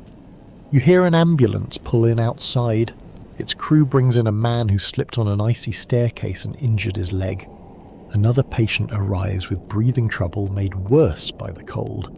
A woman in labour is helped through the entrance by a worried husband who has spent the entire ride staring at the road and trying not to imagine every possible delay. Snowstorms create unusual medical patterns. Falls increase as sidewalks and stairs become slick. Cold exposure becomes dangerous for anyone stranded outside too long. Heart strain can affect people shoveling heavy snow, especially those who are older or already have health problems. Respiratory illness does not politely postpone itself because streets are difficult to travel. You move through a corridor where nurses walk quickly between rooms. Their uniforms are practical and formal by modern standards. Many wear white dresses, stockings, and caps associated with nursing in this era. Those styles vary by institution. The work itself is demanding, medication must be given, patients monitored, meals delivered, beds changed, and emergencies handled regardless of what is happening beyond the windows. Oddly enough, severe weather can turn the question of sleeping arrangements into a hospital management problem. Staff members who cannot safely travel home may remain in the building, resting in spare rooms, lounges, offices, or whatever space can be found. A chair that normally serves visitors may suddenly become a bed, which is a generous description if your back is asked for an opinion. The maternity ward continues its work with complete indifference to the forecast. Babies arrive according to schedules understood only by babies. A mother cannot simply decide that childbirth should wait until the avenue is properly ploughed. Doctors and nurses prepare rooms while relatives struggle through snow to reach the hospital. A curious footnote is the way storms often create stories about children born during extreme weather. Families may remember the difficult taxi ride, the neighbour who helped clear a path, or the doctor who stayed through an extra shift.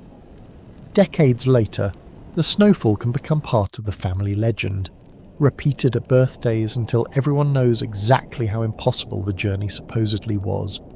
You pass a telephone desk where staff members handle calls from worried relatives. Communication is slower and more limited than you might expect today. Families cannot receive instant updates through portable devices. They call the hospital, wait, leave messages, and hope someone has time to respond. A busy telephone line can become a source of genuine anxiety. Supplies matter too. Hospitals require food, linens, medicine, oxygen, blood products, fuel, and countless other materials. Many are stored in advance, but prolonged transportation problems can create pressure. Delivery schedules that seem routine in ordinary weather suddenly become critical. A truck carrying medical supplies is not simply another vehicle trying to cross town. You enter a treatment area where the storm is almost invisible except for the wet coats hanging near the door. Medical work narrows attention. A nurse checks a pulse. A doctor examines an injury. Instruments are arranged. Forms are filled by hand, outside, The wind may be fierce, but inside this room the world becomes one patient at a time. Historians of medicine continue to debate how dramatically severe weather exposes inequalities in access to care during this period.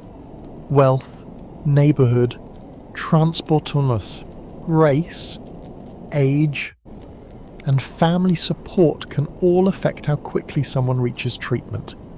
A person living near a major hospital has one experience. Someone far away, without private transportation, may face a much more dangerous journey. You notice the burden placed on ambulance drivers. They must choose routes carefully, avoid streets where vehicles may become stuck, and move quickly without sacrificing control. Every minute matters, yet speed is limited by traction and visibility. The driver cannot negotiate with the weather. He can only make the best decision available at each intersection. There is no quiet shift during a storm. Staff members become tired, but the work keeps arriving. Coffee grows stronger. Conversations become shorter. Someone covers for a colleague who has not made it in. Another person stays several hours beyond the end of a shift. The hospital stretches its people because illness and injury refuse to follow transportation schedules. Near a window, you see snow collecting on a narrow ledge outside. The view is almost peaceful, which feels strange after walking through rooms where so much worry is concentrated. The city beyond looks softened and still. Inside, lights remain bright and footsteps continue moving. A nurse passes carrying folded linens. An orderly pushes an empty stretcher toward the entrance. Somewhere down the corridor, a newborn begins crying with tremendous confidence. The storm has made nearly everything harder, but the hospital continues doing the one thing it cannot postpone. It keeps receiving whoever manages to reach the door. The storm has a way of humiliating fashion. You step outside in a carefully chosen coat, polished shoes hidden beneath protective overshoes, gloves buttoned neatly at the wrist, and a hat positioned with intention, only to discover that snow does not care about presentation. Within minutes, hems are wet, leather darkens, scarves loosen, and every elegant decision begins negotiating with slush. Clothing in 1962 carries more formality into everyday life than many people expect today. Men commonly wear wool overcoats, hats, suits, dress shoes, and gloves when going to work. Women may wear fitted coats, skirts, dresses, stockings, scarves, and structured hats. A mainstream fact of the period is that public dress standards remain noticeably more formal in many workplaces, restaurants, and city streets, even during winter. That means bad weather often requires people to protect formal clothing rather than simply replace it with casual outdoor gear. You notice galoshes and rubber overshoes everywhere. They are practical, unattractive, and deeply necessary. A polished pair of dress shoes may survive an ordinary commute, but deep slush can ruin leather quickly, so you pull rubber protection over your shoes and accept that elegance has temporarily lost the argument. Wool dominates much of winter dress. Heavy coats trap warmth well, but once wet they become heavier and slower to dry. You brush snow from your shoulders before entering a building because melted flakes can soak into the fabric. A damp wool coat has a particular smell, warm, earthy, slightly sharp, and familiar enough to become part of winter itself. Women face their own particular frustrations. Stockings offer almost no protection against bitter cold. Skirts expose legs to wind. Dress shoes may be narrow and poorly suited to slippery pavement. Some women wear boots for the journey and change shoes at work, carrying the better pair in a bag. Practicality wins quietly, then disappears once the office door closes. Oddly enough, winter hats can become minor social problems. A carefully shaped hairstyle may not survive beneath one, yet leaving the head uncovered in heavy snow is hardly sensible. You see women adjusting scarves over hair, men brushing snow from felt brims, and everyone entering buildings with the slightly defeated expression of people whose grooming has been reviewed by weather and found insufficient. The scarf becomes indispensable.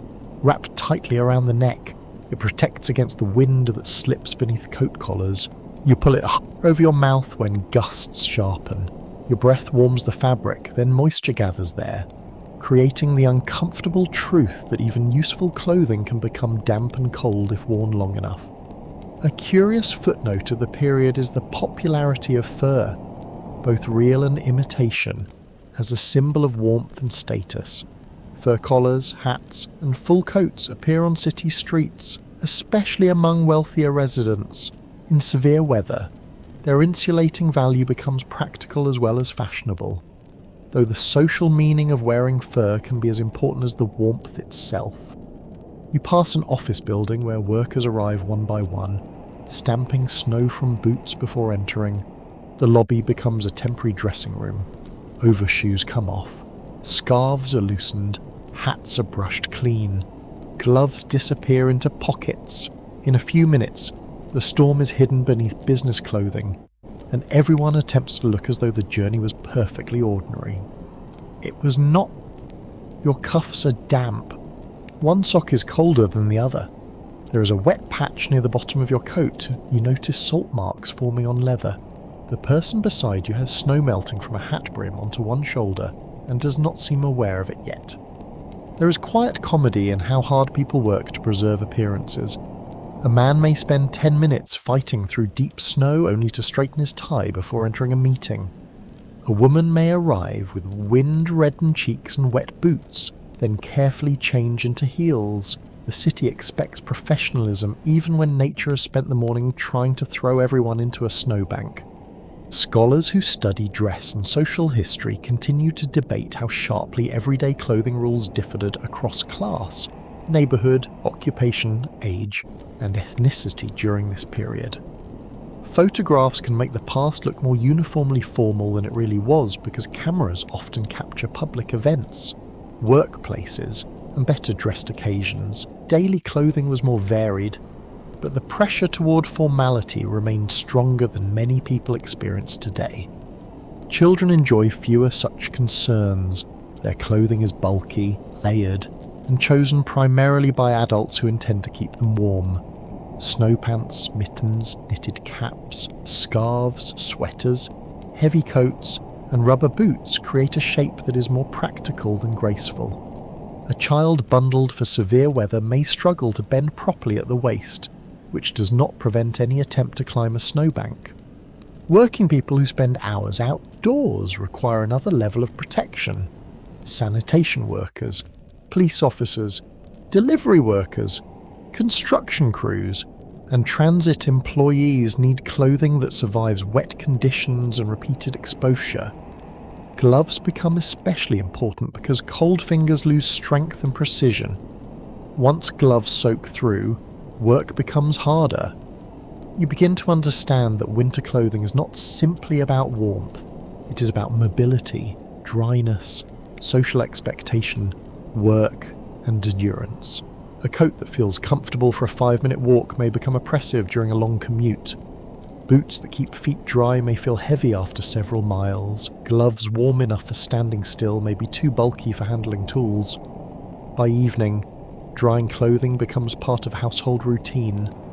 Coats hang near radiators, gloves rest where warm air can reach them. Boots are placed carefully on newspaper to catch melting snow. Scarves drape over chairs. The hallway looks like a small fabric workshop devoted entirely to defeating moisture. You touch the sleeve of your coat and feel that it's still damp near the cuff. Outside, snow continues falling with no concern for tomorrow's appearance. In 1962, surviving winter with dignity often means accepting that dignity will need to dry overnight. Morning arrives with the uncomfortable discovery that the storm has left behind a second job for nearly everyone. You step outside and see doorways narrowed by drifts, parked cars reduced to rounded white shapes, storefronts hidden behind ridges of ploughed snow, and sidewalks that exist only where somebody has already started digging. The snowfall may have eased, but the labour has not. You grip a shovel and begin with the entrance. Fresh snow looks soft from a window. Yet once you start lifting it, each load has a weight. You scoop, turn, throw, and repeat. The first few minutes feel almost satisfying. Then your shoulders begin to complain. Your gloves grow damp. Your back reminds you that snow removal is less a winter ritual than unpaid manual labour performed in bad weather. A mainstream fact of city life is that property owners, building staff, shopkeepers, and residents often share responsibility for clearing sidewalks and entrances. Municipal crews can plough streets, but they cannot personally clear every stoop, doorway, loading area, and narrow path. The city only becomes usable again through thousands of small clearing efforts. You notice how quickly the work becomes strategic. If you throw snow toward the curb, a passing plough may push some of it back. If you pile it beside a parked car, the owner may later need to move the same snow again.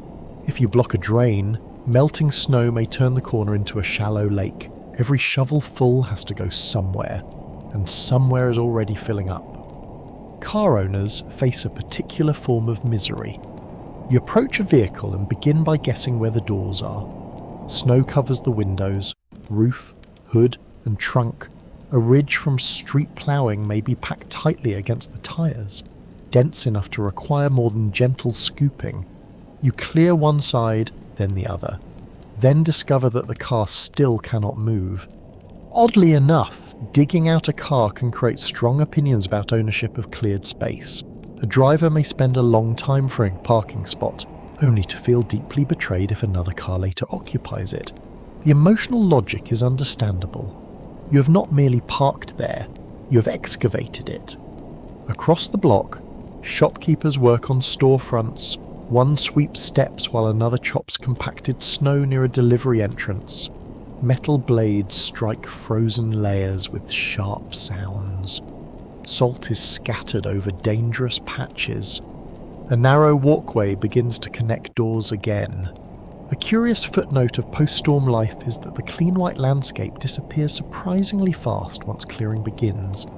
Snow near streets absorbs dirt, oil, soot, grit, and exhaust residue. The beautiful surface becomes grey, then brown at the edges. Winter scenery in the working city has a short career. You keep shoveling. The body warms from effort, even though the air remains cold. Soon you open your coat slightly. Breath comes harder. Heavy wet snow is especially exhausting because each scoop carries far more water than powdery snow. People who underestimate the strain may push themselves too hard, particularly if they are older or unused to physical labour. This is why clearing snow can become dangerous. The combination of cold, exertion, and heavy lifting places stress on the heart. You may feel energetic at first and then suddenly realises that your arms are tired and your breathing's too fast. Sensible workers stop, rest, drink something warm, and return gradually rather than trying to defeat the entire block in one heroic session. There is no shortage of people who ignore sensible advice. A man nearby attacks a snowbank as though it has personally insulted his family. He throws enormous loads, works at reckless speed, and refuses assistance. 10 minutes later, he is leaning on the shovel and studying the horizon with the philosophical expression of someone who has discovered that pride is poor insulation. Arguments among urban historians often split over whether the great collective digging efforts of earlier decades should be remembered mainly as neighbourhood solidarity or as evidence that residents were forced to compensate for limited municipal capacity. Both can be true. You can help your neighbour and still wish the city had cleared the corner sooner. The work spreads through the day. Sanitation crews widen major streets. Building employees reopen entrances. Residents clear paths to hydrants. Delivery workers test which routes are usable. Store owners scrape ice from thresholds. Children, who possess mysterious reserves of energy, turn discarded snow piles into new forts, while adults try to remove those same piles. You reach the sidewalk edge and encounter the hardest ridge yet. Ploughed snow has been compressed by tyres and cold into something closer to frozen earth. The shovel barely penetrates it. Someone brings a heavier tool. Chunks finally break away with satisfying cracks. This is when the city begins to reveal itself again. A curb appears, then a fire hydrant, then the lower half of a parked car, painted lines return in patches, drain openings are uncovered, familiar shapes emerge from the whiteness as if the neighbourhood is being excavated from a shallow winter ruin. Melting creates new problems. During warmer hours, water runs along gutters and drips from awnings. When temperatures fall again, that water can freeze into smooth patches that are harder to see than snow. Clearing therefore becomes a cycle rather than a single task. Shovel, salt, scrape, watch, repeat. You pause with both hands resting on the shovel handle. Around you, people continue working in separate little zones. One person clears steps, another pushes snow from a roof edge. Two teenagers free a car. A shopkeeper spreads grit outside a doorway. Nobody is coordinated by a grand plan, yet the block slowly becomes functional. That is the exhausting truth of digging out. Recovery arrives by inches. The storm may have taken only hours to cover the neighbourhood, but restoring ordinary movement requires patience, muscle, tools, and repeated effort. By the end of the day, your gloves are wet, your shoulders ache, and the shovel feels twice as heavy as it did at breakfast. Still, when you look back, there is a path where none existed. The first signs of normal life return quietly rather than all at once. You notice a delivery truck moving with confidence down an avenue that had been nearly useless, then a shop lifting its metal gate, then a bus keeping something close to its usual schedule. None of these moments seems dramatic by itself, but together they tell you that the city is beginning to regain its rhythm. Traffic grows thicker as streets become more reliable. Cars emerge from side roads, taxis search for fares again, and trucks begin carrying fresh goods into neighbourhoods that have been waiting. The sound changes first, engines become more constant, horns return with familiar impatience, and the quiet created by heavy snow slowly gives way to the ordinary noise of New York. One established fact about large snowstorms is that recovery depends on priorities. Major avenues, emergency routes, bridges, and important transportation corridors are generally cleared before smaller residential streets. That means one neighbourhood may seem almost normal, while another only a short distance away remains difficult to reach. The city comes back unevenly. You walk past a school building where workers are clearing entrances and checking conditions. Parents listen for announcements through radio broadcasts and telephone calls, trying to determine whether classes will resume. Children react according to personal philosophy. Some are pleased to return. Others consider every cleared sidewalk an attack on freedom. Businesses reopen according to their own circumstances. A bakery that has received flour begins producing fresh loaves again. A butcher checks a delayed delivery. A diner receives milk and coffee. Newspaper bundles appear at corners. The sight of ordinary products returning to shelves gives people a sense that the interruption is ending. The delivery system now faces a backlog. Trucks that could not complete routes must catch up, and stores need products that customers have already consumed. Drivers navigate around snowbanks while workers unload boxes over narrow cleared paths. A shipment that once travelled directly from street to doorway may now require several awkward steps over packed snow. Oddly enough, the most stubborn reminder of the storm is often not fresh snow but dirty snow. Large piles remain along curbs long after traffic resumes. They collect soot, grit, discarded paper, and street debris until the once beautiful white surface becomes a shade that nobody would ever request from a paint catalogue. You see these piles everywhere. They reduce parking space, block parts of crosswalks, and narrow sidewalks. Their outer surfaces freeze hard at night, while the interiors soften during warmer daylight hours. Children still climb them, though adults now look at the same piles with considerably less affection. A curious footnote of winter recovery is that lost objects begin appearing as snow melts: gloves, coins, newspapers, broken toys, bottles, and pieces of car equipment emerge from beneath shrinking banks. the city seems to return small belongings it has been temporarily storing. Workplaces begin filling again. Office employees arrive with stories about difficult journeys. Factory shifts become more regular. Restaurants restore schedules. Shops extend hours. Some workers have missed wages because they could not reach their jobs. So the return to normal carries financial urgency as well as convenience. You notice that everyone has a storm story, and every story seems to contain a personal measurement. Someone talks about how high the snow reached against a doorway. Another describes how many hours it took to get home. A driver remembers being stuck for what feels like half a lifetime. These stories grow slightly each time they are told, which is one of humanity's more dependable weather patterns.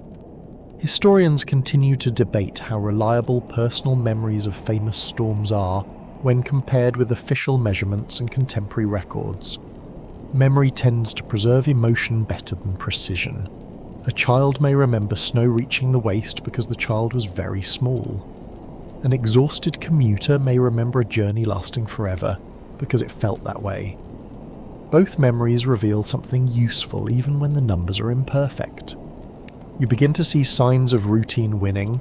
A barber opens his shop, a woman shakes a small rug from an apartment window, a mail carrier works through a stack of delayed deliveries, children walk towards school carrying books, a shopkeeper replaces a handwritten notice announcing reduced hours with the normal sign. The pavement also begins changing. Sunlight and traffic expose dark strips between piles. Water runs toward drains during the warmer part of the day. The smell of wet asphalt returns at intersections. Salt leaves pale stains that dry along the road surface. There is no single moment when the storm is officially over in daily life. Snow may stop falling on one day, yet its consequences remain for many more. A side street can stay clogged while a main avenue looks perfectly clear. A family may still be waiting for a delayed delivery, even while commuters are returning to offices.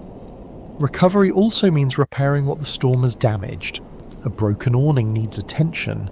A frozen pipe may have split. A car may require repairs after sliding into a curb.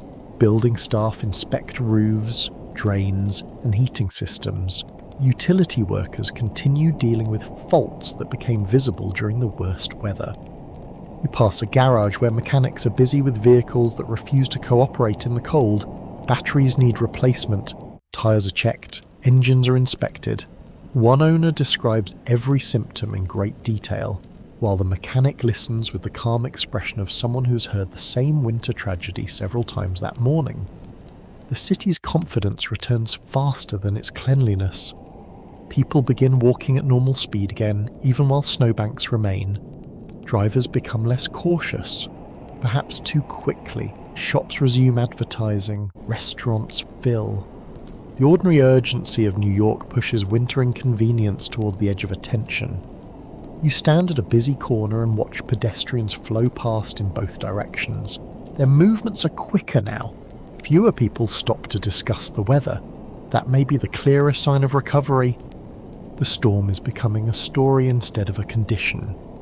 The city has not erased it. The piles along the curb will remain for a while, and the inconvenience has left marks on schedules, budgets, clothing, machinery, and memory. Yet traffic moves, doors open, deliveries arrive, and people return to the routines that make the city feel like itself. New York is functioning again, which may be its favourite way of declaring victory. By the time the streets have mostly cleared, the storm begins changing shape inside memory. You no longer measure it only by inches of snow or hours of delay.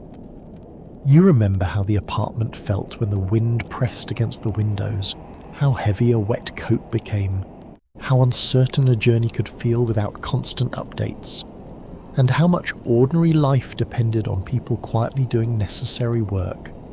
Living through a New York snowstorm in 1962 teaches you something about inconvenience that is difficult to reproduce in a world built around instant information and greater technological protection. You cannot check a portable screen every few minutes. You cannot assume that a car will correct a skid for you. You cannot expect every store to receive another shipment immediately. You make plans with incomplete information and then adjust when reality ignores them. One established historical fact is that New York in the early 1960s is already one of the largest and most complex cities in the world. Millions of people depend on transportation systems, apartment heating, telephone networks, deliveries, hospitals, utilities, and municipal services every day. A major snowstorm does not create that dependence. It simply makes the dependence visible. You begin seeing the city differently once that realization settles in. A clear street is not merely pavement, it represents drivers, mechanics, sanitation workers, fuel, equipment, schedules, and long hours. A warm room represents pipes, boilers, maintenance workers, landlords, fuel supplies, and electricity. A loaf of bread represents bakers, drivers, shopkeepers, warehouses, and roads. Ordinary comfort is supported by an enormous hidden chain. Yet the story is not only about system, it is also about patience. You wait for buses without knowing exactly when they will arrive. You wait for streets to clear. You wait for a radio bulletin. You wait for a delivery. You wait for the radiator to warm. You wait for a relative to come home. Modern convenience trains you to dislike waiting, but winter in 1962 makes waiting part of daily survival. There is a strange dignity in that slower rhythm, not because hardship is somehow better, and certainly not because cold apartments or dangerous streets deserve romantic treatment, but because uncertainty forces people to pay closer attention to one another. You ask whether the neighbour upstairs has enough food. You notice when someone has not returned home. You learn which shopkeeper stays open late and which building superintendent knows how to keep an old boiler alive. Oddly enough, one of the storm's strongest memories may come from something very small. It might be the taste of coffee from a thick diner cup, the smell of wet mittens drying near heat, or the sound of a shovel scraping outside long after dark. Grand events often survive in history books, but personal history prefers smaller objects. A curious footnote in family memory is how storms become measurement devices for time years later. Someone may describe an apartment by saying it was the place where the pipes nearly froze during that terrible winter. Another person remembers being a child because the snow seemed taller than the parked cars.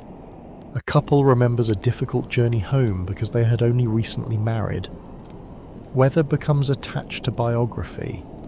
That attachment creates problems for historians. Scholars still disagree about how closely remembered experience should be trusted when reconstructing daily life during severe storms. Official weather observations can describe temperature, snowfall, and wind, while newspapers can record disruptions and municipal responses. Personal memories reveal fear, humour, exhaustion, comfort, and community, but they can change with age. The most complete picture appears when both kinds of evidence are allowed to speak. You can feel why memory changes. As years pass, the cold becomes easier to forget than the warmth of coming indoors. The frustration of waiting for transportation may shrink beside the memory of strangers helping push a stuck car. The hard work of clearing snow may turn into a story about everyone on the block laughing together. Nostalgia smooths rough edges with nearly the same enthusiasm that snow smooths a city street. But some edges should remain rough. Winter could be especially hard on people living in neglected housing. Those with limited money, older residents, the sick, workers unable to stay home, and families dependent on the daily wages. The same storm could offer one household a cozy evening and another household genuine fear. Experience depends greatly on what resources surround you when the temperature falls. That is why resilience is not simply a matter of toughness. You may admire a nurse who reaches the hospital through difficult conditions, but her journey should not need to be dangerous. You may respect a tenant who keeps a cold apartment livable with blankets and improvised repairs, But admiration does not make inadequate heating acceptable. Endurance can be impressive without pretending that every hardship was necessary. The city itself embodies that contradiction. New York appears immensely powerful, filled with towers, bridges, tunnels, machines, and millions of people moving through carefully organised routines. Then snow falls, and the city suddenly looks vulnerable. Another day passes. People clear paths, repair machinery, reopen doors, and the immense system begins working again. Perhaps that is what the storm really reveals. A city is not strong because nothing interrupts it. A city is strong because interruption does not become surrender. You stand at a corner where the pavement is visible again. Water trickles beside the curb. A dirty mound of snow remains beside a parked car, shrinking almost imperceptibly. People pass carrying newspapers, groceries, briefcases, and school books. Nobody stops to admire the recovery because ordinary life has already reclaimed everyone's attention. That may be the most New York ending possible. The storm becomes yesterday's problem before the last snow has even melted. Still, you carry something from it. You understand how much physical effort once stood between comfort and discomfort, how much trust rested in neighbours and familiar voices, and how uncertain weather could feel when information moves slowly. You understand that surviving winter in 1962 was rarely heroic in the dramatic sense. It was practical. You kept the heat going if you could, you bought what food you could carry, you helped clear the entrance, you waited for transportation, you checked on someone who might need help, you went to work if your work could not stop. Then, Percy, when the city opened again, you returned to ordinary life. And perhaps that ordinary return was the real triumph. The streets grow quieter in your mind now, and the hard edges of the storm begin to soften. You can picture the last pale snow resting beneath a street lamp while apartment windows glow warmly above the avenue, somewhere. A kettle settles after boiling, a coat hangs drying near the door, shoes rest on newspaper, the city breathes in its familiar rhythm again, no longer fighting the weather, only carrying the memory of it. As you rest tonight, think about the people who lived through winters like this and the small choices that carried them through. Think about the neighbour with an extra bowl of soup, the worker clearing a street in darkness, the child watching snow from a window, and the tired commuter finally reaching home. If one moment stayed with you, leave a comment and tell us which part you liked best. Your memories and thoughts make these old streets feel alive again. And when you are ready for another quiet journey into the past, choose the next story waiting for you on the channel. There are more lives to enter, more forgotten rooms to visit, and more nights of history to share together. Let the snow fade now. Let the city lights grow distant. Let every sound become softer until only calm remains. Blessings to you and your family.